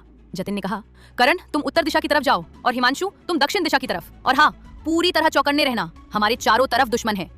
करण और हिमांशु जोश में कहा, जय हिंद सर, जीत हमारी ही होगी। जतिन ने कहा, जय हिंद। दोनों अलग अलग दिशाओं में निकल गए और जतिन धीमे कदमों से अपने खेमे की तरफ बढ़ने लगा। उसे पहले ही कुछ गलत होने का अंदेशा हो चुका था। जैसे ही वो खेमे के अंदर पहुंचा, वहां का मंजर देखकर उसकी आंखें फैल गईं। दुश्मनों ने उसके कुछ साथियों को बंदूक की नोक पर बंधक बना रखा था और कुछ को बुरी तरह जख्मी कर दिया था। फिर भी उनके चेहरों पर हौसले की कोई कमी नहीं थी। जतिन को देखते ही एक दुश्मन मुस्कुराते हुए बोला, आओ कैप्टन, तुम्हारा ही इंतजार था। जतिन ने तेजी से चारों तरफ नजर दौड़ाई। करीब 9 दुश्मन थे और उनकी तरफ से कुल 4 लोग। लड़ाई मुश्किल जरूर थी लेकिन नामुमकिन नहीं। उसने आंखों ही आंखों में अपने साथियों को इशारा किया। तभी उसने देखा जिसने उस पर बंदूक तानी थी वो अपने साथी को कुछ निर्देश दे रहा था। बस यही मौका था। जतिन ने अपने जूते से छुपी हुई छुरी निकाली और पलक झपकते ही सामने वाले के गले पर वार कर दिया। भारत माता की जय। उसकी आवाज गूंजी और बस इतना ही उसके साथियों में जोश भरने के लिए काफी था। अगले ही पल गोलियों की आवाज और धमाकों से पूरा कैंप गूंज उठा। कुछ ही देर में सारे दुश्मन जमीन पर पड़े थे। जतिन अपने तीनों साथियों के साथ बाहर निकलने लगा, लेकिन जाते जाते वो एक पल के लिए रुका। उसने हाथ में पकड़ा बम खेमे के ऊपर फेंक दिया। देखते ही देखते पूरा कैंप आग की लपटों में घिर गया और अंदर बचे दुश्मन भी जलकर राख हो गए। वो जीत चुका था। चेहरे पर संतोष और गर्व साफ नजर आ रहा था। उधर से करण और हिमांशु उसकी तरफ आ रहे थे और इधर से जतिन उनकी ओर बढ़ रहा था। तभी एक जोरदार धमाका हुआ, इतना तेज कि सब कुछ पल भर में बदल गया और उसी धमाके ने जतिन को उनसे हमेशा के लिए अलग कर दिया। करण और हिमांशु ने उसे बहुत ढूंढा, हर तरफ तलाश की, लेकिन वो कहीं नहीं मिला। धमाका इतना भयंकर था कि उन्हें खुद भी गंभीर चोटें आई थीं। रेस्क्यू टीम बुलाई गई, लेकिन ऐसा लगा जैसे जतिन हवा में गायब हो गया हो। रात गहराती जा रही थी और सबका सब्र भी टूटता जा रहा था। चारों तरफ सिर्फ बर्फ ही बर्फ थी और सन्नाटा। एक बार फिर भारत के वीर सपूतों ने दुश्मनों को करारा जवाब दिया था। कुछ जवान घायल जरूर थे, लेकिन किसी के शहीद होने की पुष्टि नहीं हुई थी। अगली सुबह फिर से जतिन की तलाश शुरू की गई, लेकिन इस बार भी उसका कोई सुराग नहीं मिला। जतिन अपने अतीत से बाहर आकर बोला, जब मुझे होश आया तो मैंने खुद को कश्मीर के एक छोटे से गांव में पाया। वहां के लोगों से पता चला कि मैं करीब 2 महीने बाद होश में आया था। हिमांशु ने कहा, फिर तुम वापस क्यों नहीं आए? जतिन ने बीते दिनों को याद करते हुए कहा, मैं एक फौजी था, बस इतना ही मुझे अपने बारे में याद था। इसके अलावा सब कुछ धुंधला था। मेरा शरीर बुरी तरह जख्मी था और मैं बहुत कमजोर भी हो चुका था। उठना बैठना तक मुश्किल था। ज्यादातर समय बेहोशी या नींद में ही गुजरता था। लेकिन एक दिन अचानक मुझे कुछ फुसफुसाहट सुनाई दी। ये कब तक ठीक हो जाएगा? दूसरी आवाज आई, साहब चोट बहुत गहरी है, ठीक होने में समय लगेगा। फिर एक ठंडी आवाज गूंजी, इसे जल्दी ठीक करो। इसका जिंदा रहना हमारे लिए बहुत जरूरी है। इसके जरिए हम इंडियन आर्मी पर दबाव बना सकते हैं। पहला आदमी हिचकिचाते हुए बोला, लेकिन साहब इसे कुछ याद नहीं है। तुम बस इसका ख्याल रखो और ये पैसे रखो, इसके इलाज में काम आएंगे। उनकी बातें सुनकर मैं समझ गया था कि मामला गंभीर है और ये आदमी दुश्मनों से मिला हुआ है। लेकिन मैं गलत था। जैसे ही वो लोग वहां से गए, उस आदमी ने तुरंत दरवाजा बंद कर दिया। उसका नाम आरिफ था, उम्र करीब 45 साल। आरिफ ने अपनी पत्नी वहीदा से कहा, क्या करें, कब तक इसे यहाँ छुपा कर रख पाएंगे? अगर उन्हें पता चल गया कि ये ठीक हो रहा है तो ये इसे उठा ले जाएंगे। वहीदा ने शांत लेकिन दृढ़ आवाज में कहा, आप फिक्र मत कीजिए, जैसे ही ये ठीक होगा हम इसे सुल्ताना के पास भेज देंगे, वहां ये सुरक्षित रहेगा। आरिफ कुछ पल सोचता रहा। शायद तुम सही कह रही हो। मैं चुपचाप उनकी सारी बातें सुन रहा था और तब मुझे पहली बार तसल्ली हुई कि मैं सही लोगों के बीच हूँ। कुछ ही दिनों में मेरी हालत सुधरने लगी, लेकिन यहाँ से निकलना अभी भी आसान नहीं था। मुझे अब भी अपनी पूरी पहचान याद नहीं थी और इंडियन आर्मी का कैंप यहाँ से बहुत दूर था, जबकि दुश्मन का ठिकाना पास ही था। ऐसे में एक छोटी सी गलती भी जानलेवा हो सकती थी। आरिफ और वहीदा की मदद से मैं दूसरे गांव पहुंचा। वहां वहीदा की बहन सुल्ताना रहती थी, एक तेज तर्रार, साहसी और सच्ची देशभक्त औरत। कुछ ही दिनों में उसने इंडियन आर्मी तक खबर पहुंचा दी कि उसके घर में एक भारतीय सैनिक छिपा हुआ है। अगले ही दिन मेजर अभय सिंह अपने कुछ फौजियों के साथ वहां पहुंचे। मुझे देखते ही वो भावुक हो उठे। जतिन, उन्होंने मुझे गले से लगा लिया। उस पल तक मुझे अपना नाम और पहचान दोनों याद आ चुके थे। वो सभी भेष बदल कर आए थे ताकि किसी को शक न हो। जगह भले ही भारत का हिस्सा थी, लेकिन वहां कुछ गद्दार भी मौजूद थे, इसलिए कोई जोखिम नहीं लिया जा सकता था। लेकिन तभी अभय सर ने गंभीर होकर कहा, सॉरी जतिन, लेकिन तुम्हें एक बहुत महत्वपूर्ण मिशन में शामिल करना होगा। पास ही दुश्मनों का कैंप है। उन्होंने हमारे कुछ साथियों को बंधक बना रखा है और हम पर अपने आदमियों को छोड़ने का दबाव बना रहे हैं। उन्होंने मेरी आंखों में देखते हुए कहा, तुम समझ गए होगे कि तुम्हें क्या करना है। ये मिशन लंबा हो सकता है, शायद सालों लग जाएं, आसान नहीं होगा, लेकिन मुझे तुम पर पूरा भरोसा है। जतिन ने कहा, यस सर। हिमांशु ने हैरानी से पूछा, मतलब अभय सर को सब पता था, फिर उन्होंने हमें क्यों नहीं बताया? जतिन ने कहा, वो एक बेहद कॉन्फिडेंशियल मिशन था, शायद इसलिए। हिमांशु ने कहा, और तुम्हारी मौत की खबर? जतिन ने कहा, वो भी उसी मिशन का हिस्सा थी। दुश्मनों को पता था कि एक भारतीय सैनिक गायब है, वो मेरे करीब तक पहुंच भी चुके थे, लेकिन आरिफ और वहीदा ने बहुत समझदारी से मुझे दूसरे गांव पहुंचा दिया। हर तरफ खतरा था और इस मिशन में जिंदा रहना भी तय नहीं था। दुश्मनों के बीच रहकर अपने साथियों को छुड़वाना कोई खेल नहीं था। पापा अपनी तरफ से मेरी तलाश कर रहे थे, ये बात भी अभय सर ने मुझे बताई थी, लेकिन उन्होंने फैसला मुझ पर छोड़ दिया था कि मैं अपने जिंदा होने की खबर दूं या नहीं। जतिन ने एक लंबी सांस भरी और धीमे स्वर में बोला, मुझे खुद नहीं पता था कि मैं कभी वापस अपनों के बीच लौट पाऊंगा भी या नहीं। उस वक्त मुझे यही ठीक लगा कि अगर सब मुझे मरा हुआ समझ रहे हैं तो ये गलतफहमी बनी रहने दूं। उसकी आवाज में दर्द भी था और दृढ़ता भी। मैं कुछ सालों तक उनके बीच रहा, सही मौके का इंतजार करता रहा, और जैसे ही मौका मिला मैंने अपने साथियों को वहां से छुड़ा लिया। इस दौरान मेरी याददाश्त भी धीरे धीरे लौटने लगी थी।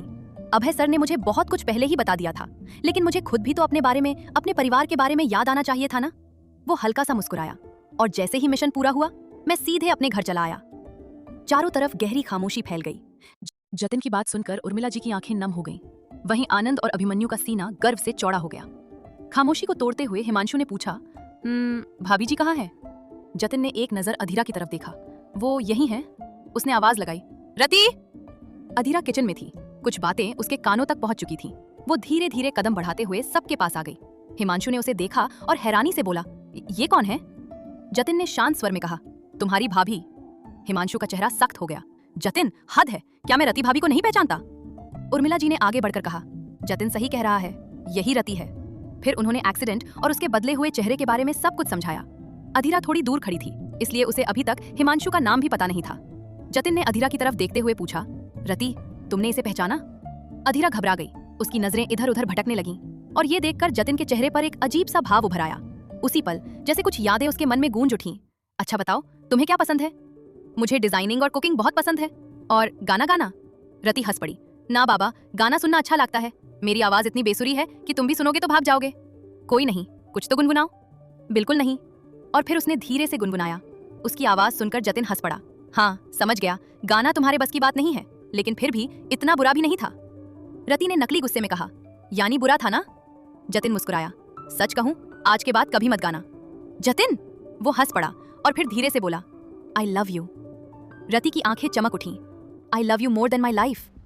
अधीरा जतिन की बात सुनकर सकपका गई। वो कुछ बोलने ही वाला था कि तभी हिमांशु बीच में बोल पड़ा, जतिन, हो सकता है वो भूल गई हो, आखिर मुलाकात कब हुई थी? बस फोन पर ही तो बात होती थी, और ऊपर से इनका एक्सीडेंट भी हो गया था, शायद उसी का असर हो। वो उसे समझाने की कोशिश कर रहा था। हिमांशु की बात पर उर्मिला जी ने भी हामी भरी। बिल्कुल सही कह रहे हो, ऐसा हो जाता है। इतने सालों बाद अचानक सामने आने पर इंसान कंफ्यूज हो ही जाता है।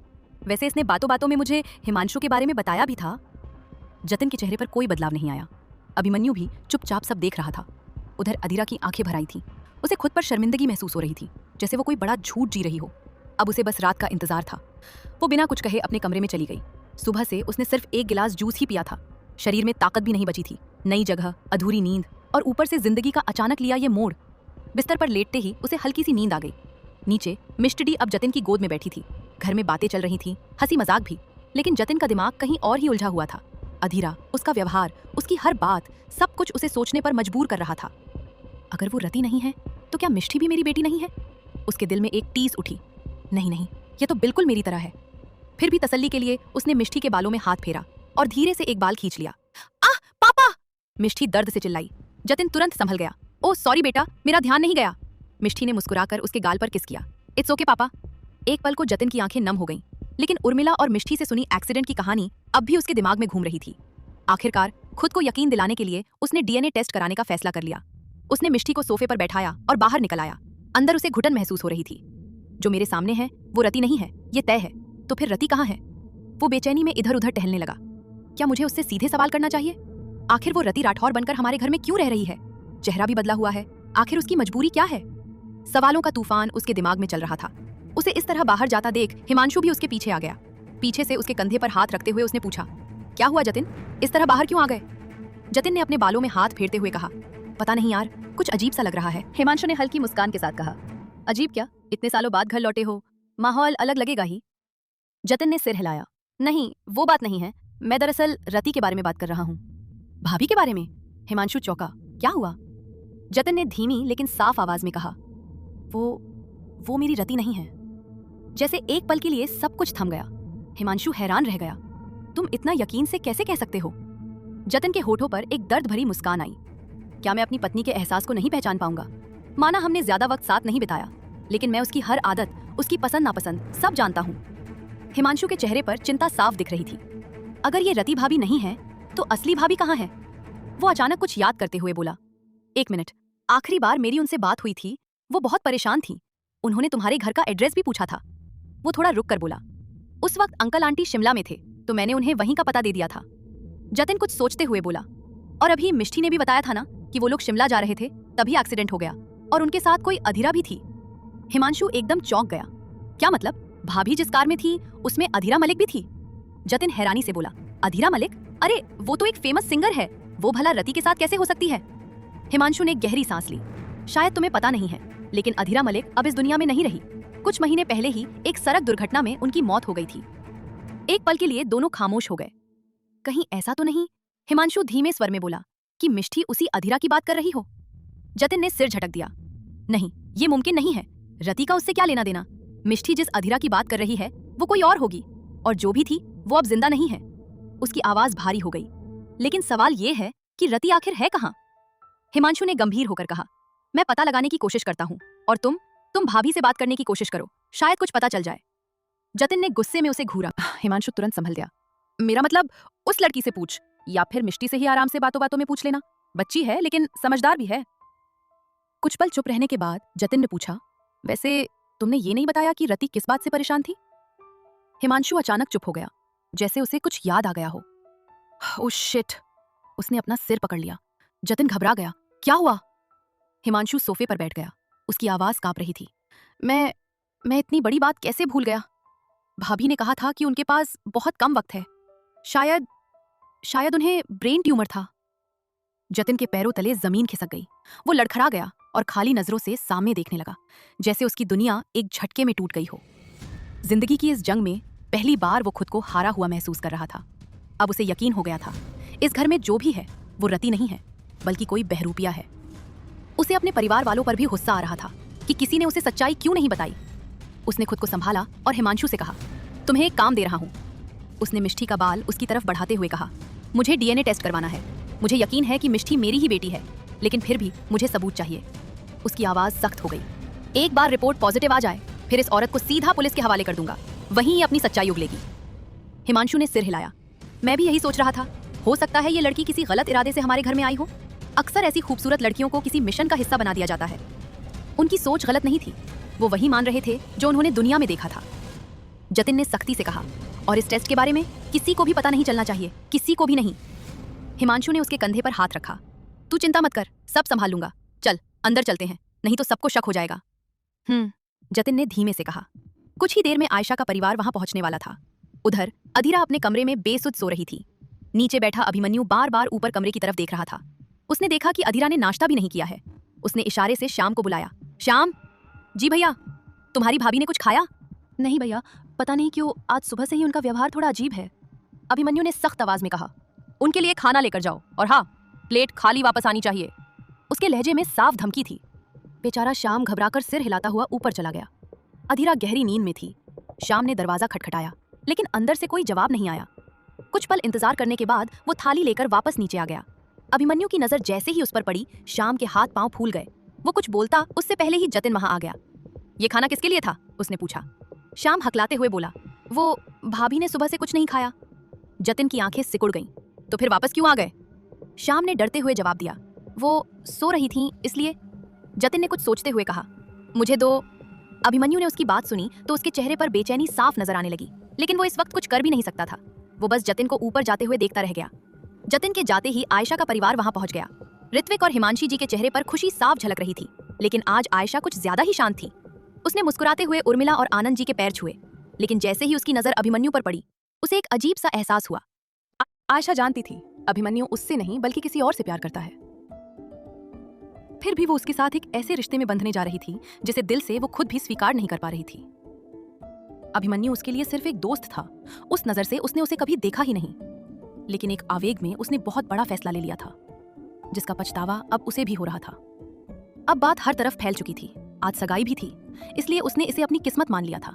फिर भी दिल के किसी कोने में वो चाहती थी कि अभिमन्यु खुद इस रिश्ते से मना कर दे। उसने कई बार अभिमन्यु को रति यानी अधीरा के लिए परेशान होते देखा था। उन दोनों की रूहानी मोहब्बत को वो महसूस कर सकती थी। वो जानती थी अभिमन्यु अपने प्यार को पाने के लिए कुछ भी कर सकता है। उम्मीद भरी नजरों से उसने अभिमन्यु की तरफ देखा, लेकिन अभिमन्यु ने उसे नजरअंदाज करते हुए आगे कदम बढ़ा दिए। आयशा भी उसके पीछे चली आई। अभिमन्यु प्लीज मेरी बात सुनो, उसने घबराते हुए कहा। अभिमन्यु रुका, लेकिन मुड़ा नहीं। अब भी कुछ सुनने के लिए बाकी रह गया है, उसने तंज भरे लहजे में कहा। वो प्लीज मुझे माफ कर दो। अभिमन्यु ने हैरानी से उसकी तरफ देखा। माफ? आयशा की आंखें नम हो गईं। हाँ, मुझसे गलती हो गई। तुम मेरे बस दोस्त हो और उसके अलावा तुम्हारे लिए मेरे दिल में कुछ नहीं है। वो रुक कर बोली। कुछ पल के लिए मैं स्वार्थी हो गई थी। मैंने रति को कसूरवार मान लिया। मुझे लगा उसके कारण जतिन मेरी जिंदगी में नहीं है। उसने गहरी सांस ली, लेकिन जब मुझे उसके अकेलेपन का एहसास हुआ तो खुद पर बहुत गुस्सा आया। आखिर वो भी तो अकेली है।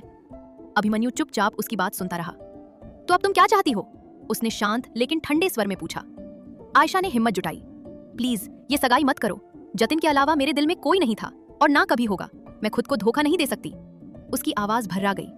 अगर हम इस रिश्ते में बंध भी गए तो कभी खुश नहीं रह पाएंगे, और मैं अपना एकलौता दोस्त भी नहीं खोना चाहती। उधर ऊपर जतिन धीरे से दरवाजा खोलकर अंदर आया। अधीरा अब भी गहरी नींद में थी। लाल रंग की साड़ी, 16 श्रृंगार, वो सच में बेहद खूबसूरत लग रही थी। कोई और होता तो शायद उसके रूप पर मोहित हो जाता, लेकिन वो जतिन था। उसने सिर्फ रति से प्यार किया था, और उसके सामने जो थी वो उसके लिए एक अजनबी थी, एक बहरूपिया जो रति का नाम लेकर उसके घर में रह रही थी। वो धीरे से बोला, रति उठो, खाना खा लो। लेकिन कोई जवाब नहीं आया। उसने 2-3 बार पुकारा, फिर भी कोई हरकत नहीं। अचानक उसके दिमाग में कुछ क्लिक हुआ। उसने एक लंबी सांस ली। उसके होंठ कांप रहे थे, आंखें भी नम हो गईं। जो वो करने वाला था शायद उसी से सच्चाई सामने आ सकती थी। फिर भी दिल के किसी कोने में वो ये मानना चाहता था कि उसके सामने जो है वो उसकी रति ही है। उसने आंखें बंद की और थोड़ा ऊंचे स्वर में बोला, अधीरा। अपना नाम सुनते ही वो झटके से उठ बैठी। आह! नींद की वजह से उसकी आंखें लाल थीं। जैसे ही उसकी नजर सामने खड़े जतिन पर पड़ी, उसके होश उड़ गए। वो घबराकर पीछे खिसक गई। आह! आप! उसने तुरंत खुद को देखा। उसके कपड़े ठीक थे, सब कुछ अपनी जगह पर था, लेकिन उसके इस तरह हड़बड़ाने पर जतिन ने शांत स्वर में कहा, रिलैक्स, मैं सिर्फ खाना देने आया था। शाम ने बताया तुमने खाना नहीं खाया। अधीरा ने नजरें झुका ली। वो धीमे से बोली, हाँ, भूख नहीं थी। जतिन ने हल्का सा सिर हिलाया। वैसे मुझे नहीं पता था कि मेरी रति इतना अच्छा गाना भी गाती है। अधीरा चौंक कर उसे देखने लगी। उसकी नजरें जैसे जतिन के चेहरे को पढ़ने की कोशिश कर रही थी। जतिन ने उसकी उस नजर को महसूस किया, लेकिन बिना ज्यादा रुके बोला, और तुम्हारा माइग्रेन कैसा है? मतलब अभी भी सिर में तेज दर्द होता है क्या? अधीरा थोड़ा उलझ गई। माइग्रेन? जतिन अब उसके पास एक पल भी नहीं रुकना चाहता था। वो तुरंत उठ खड़ा हुआ। तुम खाना खा लो, नीचे पूजा में सब तुम्हारा इंतजार कर रहे हैं। वो मुड़कर जाने ही वाला था कि अधीरा ने कहा, जतिन जी। ये पहली बार था जब अधीरा ने उसे रोका था और उसके नाम से पुकारा था। जतिन बिना पीछे मुड़े ही ठहर गया। अधीरा ने घबराहट में अपनी उंगलियां आपस में फंसा ली। मुझे आपसे कुछ कहना था। जतिन पलटकर कुछ कहने ही वाला था कि तभी दरवाजे के बाहर खड़े श्याम की आवाज आई। भैया, आपको और भाभी को नीचे बुलाया जा रहा है। उसकी आवाज सुनते ही अधीरा जैसे तंद्रा से जागी। उसने मन ही मन खुद से सवाल किया, मैं क्या करने जा रही थी? आज अभिमन्यु जी और आयशा मैम की सगाई थी, और अगर वो अभी सच बता देती तो शायद पूरे घर में मातम छा जाता। माफ कीजिएगा जतिन जी, बस कुछ घंटे और। उसने मन ही मन कहा, आपको अपनी रति के बारे में जानने का पूरा हक है। मैं तो बस उसकी दी हुई जिंदगी जी रही हूँ। सोचा था इस नाम के सहारे पूरी जिंदगी गुजार दूंगी। आज एक नई पहचान भी मेरे साथ है, लेकिन उसे बता नहीं सकती। अभिमन्यु जी ने मेरी मांग में सिंदूर भरा, ये जानते हुए भी कि आज उनकी सगाई आयशा मैम से है। कान्हा जी, मेरी जैसी हालत किसी को मत देना, जहां जिंदगी से ज्यादा आसान मौत लगने लगे। नीचे से शाम की आवाज दोबारा आई। जतिन ने कहा, हम आ रहे हैं। अधीरा अपने ख्यालों से बाहर आई। वो थाली उठाकर जाने लगी ही थी कि पूजा खत्म होने में अभी वक्त है, कुछ खा लो। जतिन की आवाज सुनकर वो ठिठक गई। उसे सच में बहुत भूख लगी थी, लेकिन नीचे सब इंतजार कर रहे होंगे, ये सोचकर उसने बस एक रोटी में सब्जी रखकर उसे फोल्ड किया और जल्दी जल्दी खाने लगी। वो खाना जूठा कर बर्बाद नहीं करना चाहती थी। उधर जतिन आईने के सामने बाल ठीक कर रहा था, लेकिन उसकी नजरें अधीरा की हर हरकत पर थीं। कुछ पल बाद उसने पूछा, वैसे तुम्हें क्या कहना था? अधीरा एकदम चुप हो गई। मैं रात में बताऊंगी। जतिन ने तुरंत पूछा, अभी क्यों नहीं? उसने नजरें चुराते हुए कहा, बात थोड़ी लंबी है। जतिन बस इतना ही बोला। अधीरा पानी पीकर नीचे जाने को मुड़ी ही थी कि जैसे ही वो दरवाजे तक पहुंची, जतिन ने उसका हाथ थाम लिया। रति! अधीरा की सांसें अटक गईं। उसका मन चीख उठा। कान्हा जी, अब और क्या दिखाना बाकी है? मैं इंसान हूँ, मेरे अंदर भी दिल है, दर्द होता है, चीखने का मन करता है, बस जल्दी से सब खत्म कर दो। उसकी आंखों में आंसू भर आए। उधर जतिन ने मन ही मन खुद से कहा, बस थोड़ा और सहन कर लो, अभी घर में तमाशा नहीं करना चाहता, सगाई के बाद इसकी सच्चाई सामने लाऊंगा। इधर हिमांशु जतिन के कहने पर हॉस्पिटल पहुंच चुका था। वहां उसकी अच्छी खासी पहचान थी, इसलिए डीएनए रिपोर्ट जल्दी तैयार कर दी गई। हालांकि डॉक्टर को हैरानी हुई कि इतनी जल्दी इस टेस्ट की जरूरत क्यों पड़ी, लेकिन उन्होंने कोई सवाल नहीं किया। रिपोर्ट लेकर हिमांशु सीधे जतिन के घर के लिए निकल पड़ा। उधर जतिन अधीरा का हाथ थामे सीढ़ियों से नीचे उतर रहा था। दोनों को साथ देखकर उर्मिला और आनंद जी के चेहरे खिल उठे, लेकिन अभिमन्यु की नजरें जतिन के हाथों पर टिक गईं। ऋत्विक और हिमांशी की आंखें हैरानी से फैल रहीं। आयशा ने भी जब सबको एक दिशा में देखते पाया तो उसने नजर उठाई और अगले ही पल वो ठिठक गई। एक पल के लिए उसे अपनी आंखों पर विश्वास नहीं हुआ, लेकिन अधीरा को उसके साथ देखकर समझ आया ये सपना नहीं, हकीकत है। पंडित जी पूजा के लिए बैठ चुके थे। अभिमन्यु और आयशा उनके सामने बैठे थे, लेकिन जतिन को देखते ही आयशा सब कुछ भूल गई। उसके कदम अपने आप जतिन की ओर बढ़ गए। जतिन हल्की मुस्कान लाने की कोशिश कर रहा था, लेकिन आयशा की आंखों में आंसू थे और होठों पर हल्की सी मुस्कान। वो समझ ही नहीं पा रही थी कि कैसे रिएक्ट करे। आखिरकार वो खुद को रोक नहीं पाई और दौड़कर जतिन से लिपट गई। सबकी आंखें नम हो गई थीं। ऋत्विक और हिमांशी जी ने जब उर्मिला और आनंद जी की तरफ देखा तो उन्होंने हल्का सा सिर हिलाकर हामी भर दी। ये सच था, उनका बड़ा बेटा वापस आ चुका था। आयशा के अचानक गले लगने से जतिन के हाथ से अधीरा का हाथ छूट गया, लेकिन उस पल सबसे ज्यादा असहज अगर कोई था तो वो खुद जतिन था। दोनों भाई कभी एक दूसरे से कुछ नहीं छिपाते थे। अभिमन्यु शुरू से जानता था कि आयशा जतिन को पसंद करती है और ये बात उसी ने जतिन को बताई भी थी। जतिन ने धीरे से उसके बालों को सहलाया। आयशा, लेकिन वो अब भी उसी तरह उससे लिपटी हुई थी। देखो, अब मैं आ गया हूँ, कहीं नहीं जाने वाला, उसने उसे समझाते हुए कहा। अब चलो, पंडित जी इंतजार कर रहे हैं। आयशा धीरे धीरे उससे अलग हुई। तभी उसकी नजर जतिन के पास खड़ी अधीरा पर पड़ी। वो जैसे एक पल के लिए सब भूल गई थी कि जतिन पर उसका कभी कोई हक था ही नहीं। फिर भी वो खुश थी, कम से कम अब वो उसे देख तो सकती थी। वो चुपचाप जाकर अभिमन्यु के पास बैठ गई। रोने की वजह से उसकी आंखें लाल हो चुकी थीं। उसने एक नजर अधीरा को देखा, जो आज बेहद खूबसूरत लग रही थी। उसकी मांग में भरा सिंदूर जैसे उसे चिढ़ा रहा था कि वो मिसेज रति जतिन राठौर है, तुम्हारा यहाँ कोई हक नहीं। उसने तुरंत नजरें फेर ली। फिर उसने अभिमन्यु की तरफ देखा, जिसका चेहरा इस वक्त बेहद सख्त था। उसने मन ही मन सोचा, हम दोनों की हालत एक जैसी है। तुम्हारे दिल पर क्या गुजर रही होगी मैं महसूस कर सकती हूँ, लेकिन वो दोनों एक पवित्र रिश्ते में बंधे हैं और यही सच्चाई है। उधर जतिन और अधीरा भी आकर उनके पास बैठ गए।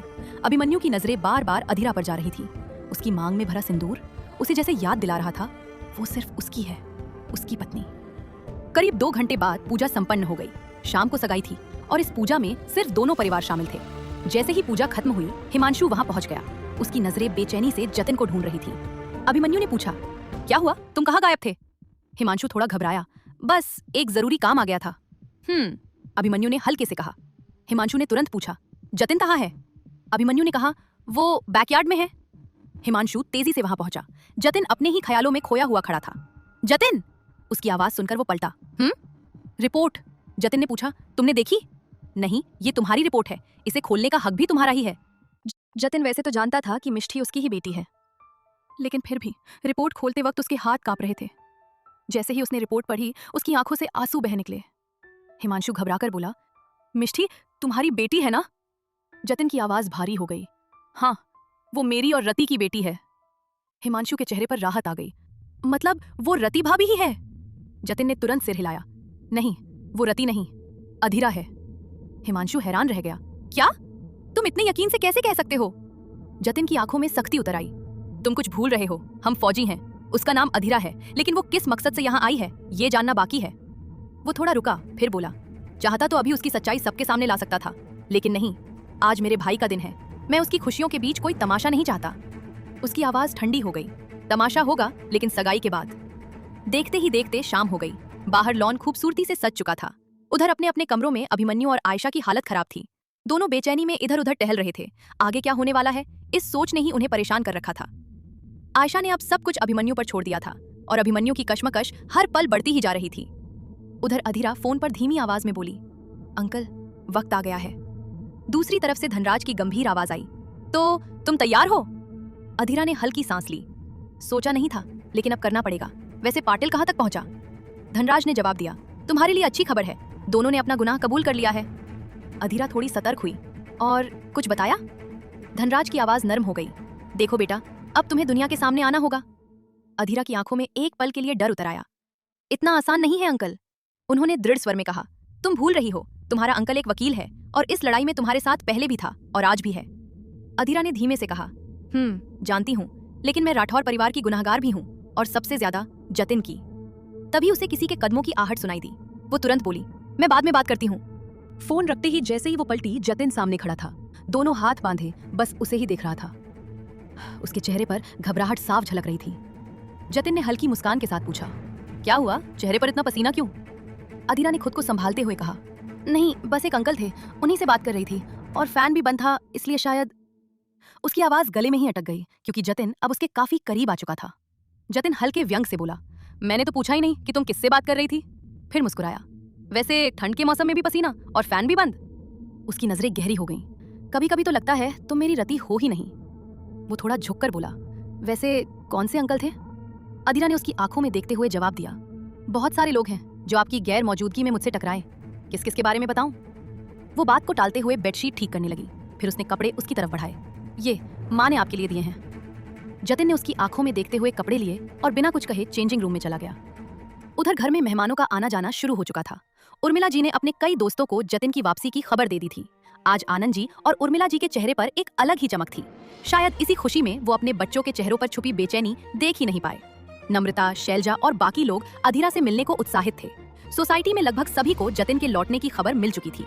ज्यादातर लोगों ने उसे सिर्फ तस्वीरों में देखा था, मिलना कभी नहीं हुआ था, क्योंकि पहले ये सब इसी विला में रहते थे। लेकिन जतिन की मौत की खबर के बाद सबने सोसाइटी में अपना ठिकाना बना लिया था। कुछ ही देर बाद जतिन बाहर आया, ब्लैक कलर का 3 पीस सूट जिसमें वो बेहद चार्मिंग और हैंडसम लग रहा था। वहीं अधीरा कांजीवरम साड़ी में सजी थी, वही साड़ी जो अनुष्का ने उसे जाते वक्त दी थी। यही साड़ी उसने पहली बार सोसाइटी के दुर्गा पूजा में पहनी थी, जहां उसकी पहली मुलाकात उर्मिला जी से हुई थी। उर्मिला जी ने उसे देखते ही कहा, बेटा ये साड़ी तो। अधीरा मुस्कुराई, माँ तो क्या हुआ, एक बार ही तो पहनी थी, वैसे भी मुझे कांजीवरम साड़ियाँ बहुत पसंद हैं। उर्मिला जी थोड़ी संकोच में बोली, सॉरी, मैं तुम्हारे लिए कुछ नया नहीं खरीद पाई। अधीरा ने तुरंत उनके हाथ थाम लिए। माँ, सॉरी की कोई जरूरत नहीं, मेरे पास जो है वो ही बहुत है। उर्मिला की आंखें भर आईं, मैंने तुम्हारे साथ बहुत गलत बर्ताव किया था। माँ, अधीरा ने हल्के से टोका, आप फिर से शुरू हो गईं। आपने वही किया जो उस वक्त आपको सही लगा। वो थोड़ा रुकी, फिर बोली, अगर मैं रंगीन और अच्छे कपड़े पहनती तो शायद लोग मेरे चरित्र पर सवाल उठाते। हमारा समाज ऐसा ही है ना माँ, अगर औरत आगे बढ़ जाए तो लोग उसकी मेहनत नहीं, उसकी वजह ढूंढते हैं। उसकी आवाज में हल्की कसक थी। अगर कोई विधवा सामान्य जिंदगी जीने की कोशिश करे तो भी उसे चैन से नहीं जीने दिया जाता। सामने नहीं तो पीछे से बातें जरूर होती हैं, जैसे उसने खुद ये जिंदगी चुनी हो। वो धीरे से बोली, इसलिए बार बार कहूंगी, ये बात दिल से निकाल दीजिए। उर्मिला जी की आंखों से आंसू बह निकले। वो कुछ कह नहीं पाई, बस चुपचाप वहां से चली गई। वहीं जतिन हैरानी से अपनी माँ और सामने खड़ी उस औरत को देख रहा था जो उसकी पत्नी रति का नाम लिए हुए थी। माँ ने मतलब माना ये मेरी रति नहीं है, लेकिन उनकी नजरों में तो वही है।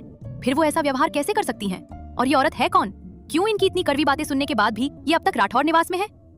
वो गहरी सोच में डूब गया। तभी किसी की आवाज ने उसे ख्यालों से बाहर निकाला और वो नीचे लॉन में सबके बीच आ गया। आयशा और अभिमन्यु भी तैयार होकर लॉन में आ चुके थे। दोनों एक परफेक्ट कपल की तरह लग रहे थे। अभिमन्यु ने ब्लू कलर का 3 पीस सूट पहना था, जबकि आयशा ब्लू कलर की स्टाइलिश सीक्वेंस साड़ी में बेहद खूबसूरत लग रही थी। उर्मिला जी ने ब्यूटी पार्लर वाली को घर पर ही बुला लिया था। अपनी बेटी को इस रूप में देखकर हिमांशी जी की आंखें नम हो गईं। वो अपनी बेटी के लिए बेहद खुश थीं। मिष्टी ने अपने पापा की तरह ब्लैक कलर का फ्रॉक पहना था। वो पूरे समय जतिन से चिपकी हुई थी और जतिन भी उसे एक पल के लिए खुद से दूर नहीं कर रहा था। कुछ ही देर में राज और रेहान भी आ पहुंचे। जतिन के बारे में उन्हें कुछ पता नहीं था। उसे देखते ही उनके चेहरे पर हैरानी छा गई। वो दोनों उससे गले मिल गए, आंखें नम हो उठी। रेहान ने भावुक होकर कहा, यकीन नहीं हो रहा। जतिन हल्की मुस्कान के साथ बोला, मुझे भी यकीन नहीं था कि मैं कभी अपनों के बीच वापस आ पाऊंगा। राज कुछ नहीं बोला, लेकिन कहीं न कहीं वो अधीरा के लिए खुश था। मम्मा! मिष्टी की आवाज सुनते ही सबकी नजरें एक दिशा में मुड़ गईं। अधीरा मुस्कुराते हुए उसकी ओर बढ़ रही थी। राज की नजर एक बार फिर उसके चेहरे पर ठहर गई। कांजीवरम साड़ी, हल्का सा मेकअप और मांग में भरा सिंदूर, आज वो एक अलग ही रूप में थी। अभिमन्यु की नजर जैसे उस पर जाकर थम गई। वहीं आयशा की नजरें जतिन से हटने का नाम नहीं ले रही थी। कैसे कर सकती हूँ मैं ये सगाई? जब वो नहीं था तब भी वो मेरे दिल में था, और अब तो वो मेरी आंखों के सामने है। कैसे मैं किसी और की हो सकती हूँ? उसने खुद को संभालने की कोशिश की। अगर इस जन्म में अकेले ही रहना पड़े तो भी मंजूर है, लेकिन किसी और का होना नामुमकिन। एक खूबसूरत स्टेज सजाया गया था। सबके कहने पर अभिमन्यु और आयशा स्टेज पर पहुंचे। तभी एक बॉक्स उनके सामने लाया गया। राज और रेहान भी स्टेज पर आ गए। अधीरा नम आंखों से अभिमन्यु को देख रही थी। उर्मिला जी और हिमांशी जी भी बच्चों के साथ वहीं थी। रिंग सेरेमनी का वक्त आया। हिमांशी जी बोली, आयशा बेटा अपना हाथ आगे करो। आयशा ने एक नजर जतिन की ओर देखा, फिर अपना हाथ आगे बढ़ाया, लेकिन जैसे ही सबकी नजर उसके हाथ पर पड़ी, सब चौंक गए। उसकी उंगली से खून निकल रहा था, जैसे अभी अभी उसे चोट लगी हो। जतिन भी उसे देख रहा था। उसकी आंखें बहुत कुछ कह रही थीं, लेकिन उसने उन्हें नजरअंदाज कर दिया। हिमांशी जी घबराकर बोली, बेटा ये चोट कैसे लग गई? आयशा ने नजरें झुकाकर कहा, वो ध्यान नहीं रहा माँ, शायद कील से लग गई होगी। उर्मिला जी तुरंत बोली, इतना बड़ा जख्म और तुम्हें ध्यान ही नहीं रहा? हिमांशी जी असमंजस में बोली, तो अब अंगूठी किस उंगली में पहनाए? आनंद जी माहौल हल्का करते हुए बोले, अरे कोई बात नहीं, दूसरी उंगली में पहना दो। अभिमन्यु ने बिना किसी भाव के दूसरी उंगली में अंगूठी पहना दी। वो जानता था आयशा कुछ ऐसा जरूर करेगी। अब बारी आयशा की थी। उसने अपने कांपते हाथ पॉकेट से बाहर निकाले, लेकिन सबकी सांसें वहीं थम गईं। उसके पूरे हाथ पर पट्टी बंधी हुई थी, एक भी उंगली दिख नहीं रही थी। लोगों में हल्की हल्की खुसर फुसर शुरू हो गई। उर्मिला जी गुस्से से अभिमन्यु को देखने लगी, जैसे ये सब उसने जानबूझकर किया हो। जतिन भी हैरान था, ये कैसे हो सकता है? रिंग पहनाने के वक्त ही दोनों के हाथों में चोट। कुछ तो गड़बड़ था। अब वो दोनों किसे क्या समझाते? ना वक्त था ना ही मौका। किसी भी तरह उन्हें ये सगाई रोकनी थी, और इससे बेहतर बहाना उन्हें क्या मिल सकता था? उर्मिला जी परेशान होकर कभी आनंद जी को देखती तो कभी हिमांशी और ऋत्विक को। आनंद जी ने हल्के गुस्से और चिंता के साथ कहा, बेटा अगर चोट लग ही गई थी तो बता देता, हम आज सगाई ही नहीं करते। दूसरे हाथ में तो अंगूठी पहनाई नहीं जा सकती। अभिमन्यु ने संयमित आवाज में जवाब दिया, पापा जब मैं तैयार हो रहा था तभी शीशे से हाथ कट गया। अचानक मना करता तो पता नहीं आप सब कैसे रिएक्ट करते, इसलिए किसी को नहीं बता पाया। उर्मिला जी धीरे से मगर नाराजगी छुपा ना पाई। आखिर हमारा तमाशा तुमने बना ही दिया। रिएक्ट तो हम ऐसे ही करते जैसे अभी कर रहे हैं, लेकिन पहले पता होता तो कुछ उपाय तो ढूंढ लेते। ऋत्विक जी ने बात संभालते हुए कहा, कोई बात नहीं, हम दोनों बच्चों को आशीर्वाद देकर इनके रिश्ते पर मोहर तो लगा ही सकते हैं। अब आयशा और अभिमन्यु दोनों स्टेज पर रखे काउच पर बैठे थे। हिमांशी जी ने अभिमन्यु की गोद में एक बड़ा सा कपड़ा रखा, उस पर कुछ नकद, अंगूठी, पान सुपारी रखकर तिलक कर दिया। उधर उर्मिला जी ने भी वैसी ही रस्म निभाई। दोनों परिवार ने ऐसा कुछ पहले से सोचा नहीं था, इसलिए उस वक्त जैसा सही लगा वैसे ही रस्में पूरी कर दी गईं। और ना चाहते हुए भी समाज के सामने उनके रिश्ते पर मोहर लग ही गई। तभी जतिन स्टेज पर आया। उसने अभिमन्यु को गले लगाते हुए कहा, बहुत बहुत बधाई। फिर आयशा की ओर मुड़कर, और तुम्हें भी। आयशा बस हल्की सी फीकी मुस्कान दे पाई। अभिमन्यु और आयशा दोनों के चेहरों पर खुशी का नामो निशान नहीं था, और ये बात जतिन के साथ साथ उनके दोस्तों से भी छुपी नहीं रही। जतिन ने माइक हाथ में लिया, अटेंशन प्लीज। सबकी नजरें उसकी ओर उठ गईं। इस खास मौके पर मैं अपनी वाइफ को स्टेज पर बुलाना चाहता हूँ। अधीरा, जिसकी आंखें पहले ही नम थीं, जतिन की बात सुनकर हैरानी से ठिठक गईं। मतलब मुझे क्यों? वो मन ही मन घबरा गई और नजरें चुराने लगी। तभी चारों तरफ तालियों की आवाज गूंज उठी। मम्मा प्लीज कम। मिष्टी उछलते हुए जतिन की गोद में चढ़ गई। अधीरा ना चाहते हुए भी स्टेज पर चली गई। अभिमन्यु की नजरें बस उसी पर टिकी थीं। अधीरा के मन में तूफान चल रहा था। कैसे मेरी मांग भरकर आप इस तरह सगाई कर सकते हैं? अभी माना मैंने आपकी तरह कभी प्यार का दावा नहीं किया, लेकिन करती तो हूँ। कभी कहा नहीं, लेकिन आपने बिना कहे समझ तो लिया था। मैं हमेशा खुद को मजबूत दिखाती हूँ, पर इतनी भी नहीं कि आपके सामने आपकी सगाई देख सकूं। आपकी इस खामोशी का मतलब क्या समझूं? उधर अभिमन्यु के मन में, जानता हूँ तुम्हारे मन में बहुत सारे सवाल होंगे, बस ये नौटंकी खत्म हो जाए, उसके बाद मैं खुद सबको सच बता दूंगा। अपने अभी पर भरोसा रखो। इसी बीच अमित किसी से फोन पर धीमे स्वर में बोला, उसकी हर हरकत पर नजर रखना। 1 मिनट के लिए भी वो आंखों से ओझल नहीं होनी चाहिए। फोन रखते ही उसके चेहरे पर गुस्सा साफ झलक रहा था। बहुत गुमान है ना अपनी आवाज पर। मैं ही बेवकूफ था जो पहले तुम्हारी आवाज ही खत्म नहीं कर दी। ना आवाज रहती, ना तुम इतने बड़े बड़े सपने देखने की हिम्मत कर पाती। उधर जतिन ने माइक संभालते हुए कहा, आप सब इन्हें पहचानते ही होंगे, मेरी वाइफ रति राठौर। उसने अधीरा को अपने करीब खींचते हुए कहा, मेरी वाइफ बहुत अच्छा गाना गाती है। फिर हल्की हंसी के साथ बोला, अजीब बात है, रति इतनी अच्छी सिंगर है और मुझे इतने सालों बाद पता चल रहा है। उसकी ये बातें आयशा को कुछ अजीब सी लगी। वहीं अभिमन्यु ने अपनी आंखें बंद कर ली, मानो उसे यकीन हो गया हो कि उसके भाई को सच का पता चल चुका है। राज और रेहान को भी जतिन का ये व्यवहार सामान्य नहीं लगा, क्योंकि वो उसे अच्छी तरह जानते थे। बाकी सब लोग अभी भी इसे एक सामान्य बात समझकर ही सुन रहे थे। जतिन उसके कान के पास झुककर धीरे से फुसफुसाया, तो मेरी लवली वाइफ कुछ सुना दो। वो जानबूझकर अधीरा को असहज कर रहा था। उसे खुद भी ये सब अच्छा नहीं लग रहा था, लेकिन उसकी नजरों में सामने खड़ी औरत एक चालबाज थी। अधीरा ने धीरे से माइक थामा, एक नजर वहां मौजूद लोगों पर डाली, फिर उसकी आंखें ठहर गईं अभिमन्यु पर। आंखें भीगी हुई, जैसे बिना शब्दों के बहुत कुछ कह रही हूं। उसने आंखें बंद की और गाना शुरू किया। उसकी आवाज में दर्द इतना गहरा था कि माहौल जैसे थम सा गया। एक पल को जतिन भी खुद को संभाल नहीं पाया, जैसे होश ही खो बैठा हो। वहीं हिमांशु उसकी आवाज सुनकर मानो सब समझ गया। अब कोई शक नहीं रहा। आयशा से अभिमन्यु की हालत देखी नहीं जा रही थी। वो चुपचाप पीछे मुड़ी और अपनी आंखों के कोने पोंछ लिए। तभी गाना खत्म हुआ और तालियों की आवाज गूंज उठी। लेकिन अधीरा वहां एक पल भी नहीं रुकी। वो तेजी से स्टेज से उतरी और सीधे अपने कमरे में चली गई। दरवाजा बंद करते ही वो टूट गई। वो फफक फफक कर रो पड़ी। कुछ देर बाद उसने खुद को संभाला, आंखों से बहते आंसू बेरहमी से पोंछे और अलमारी खोलकर अपने कुछ कपड़े बैग में रखने लगी। तभी उसकी नजर एक फोटो फ्रेम पर पड़ी। उसमें वो और मिष्ठी साथ थे। उसने वो फोटो उठाई, अपने माथे से लगा ली और जी भरकर रोती रही। लेकिन फिर खुद को मजबूर करते हुए बोली, अब यहाँ रुकने का कोई मतलब नहीं। अचानक उसका फोन बजा। क्या सच में? अधीरा की आवाज कांप उठी। उसने कहा, वो मैं अभी पहुंच रही हूं। उसने एक बार पूरे कमरे को देखा, हर कोना, हर याद। मिष्ठी, जिसके लिए वो इतने दिनों से रति बनकर जी रही थी, एक मां ना होते हुए भी मां बन चुकी थी। आज वो बिना उससे मिले ही जा रही थी। लेकिन वो जानती थी मिष्ठी अब अपनों के बीच है। उसके स्टार पापा उसके साथ है।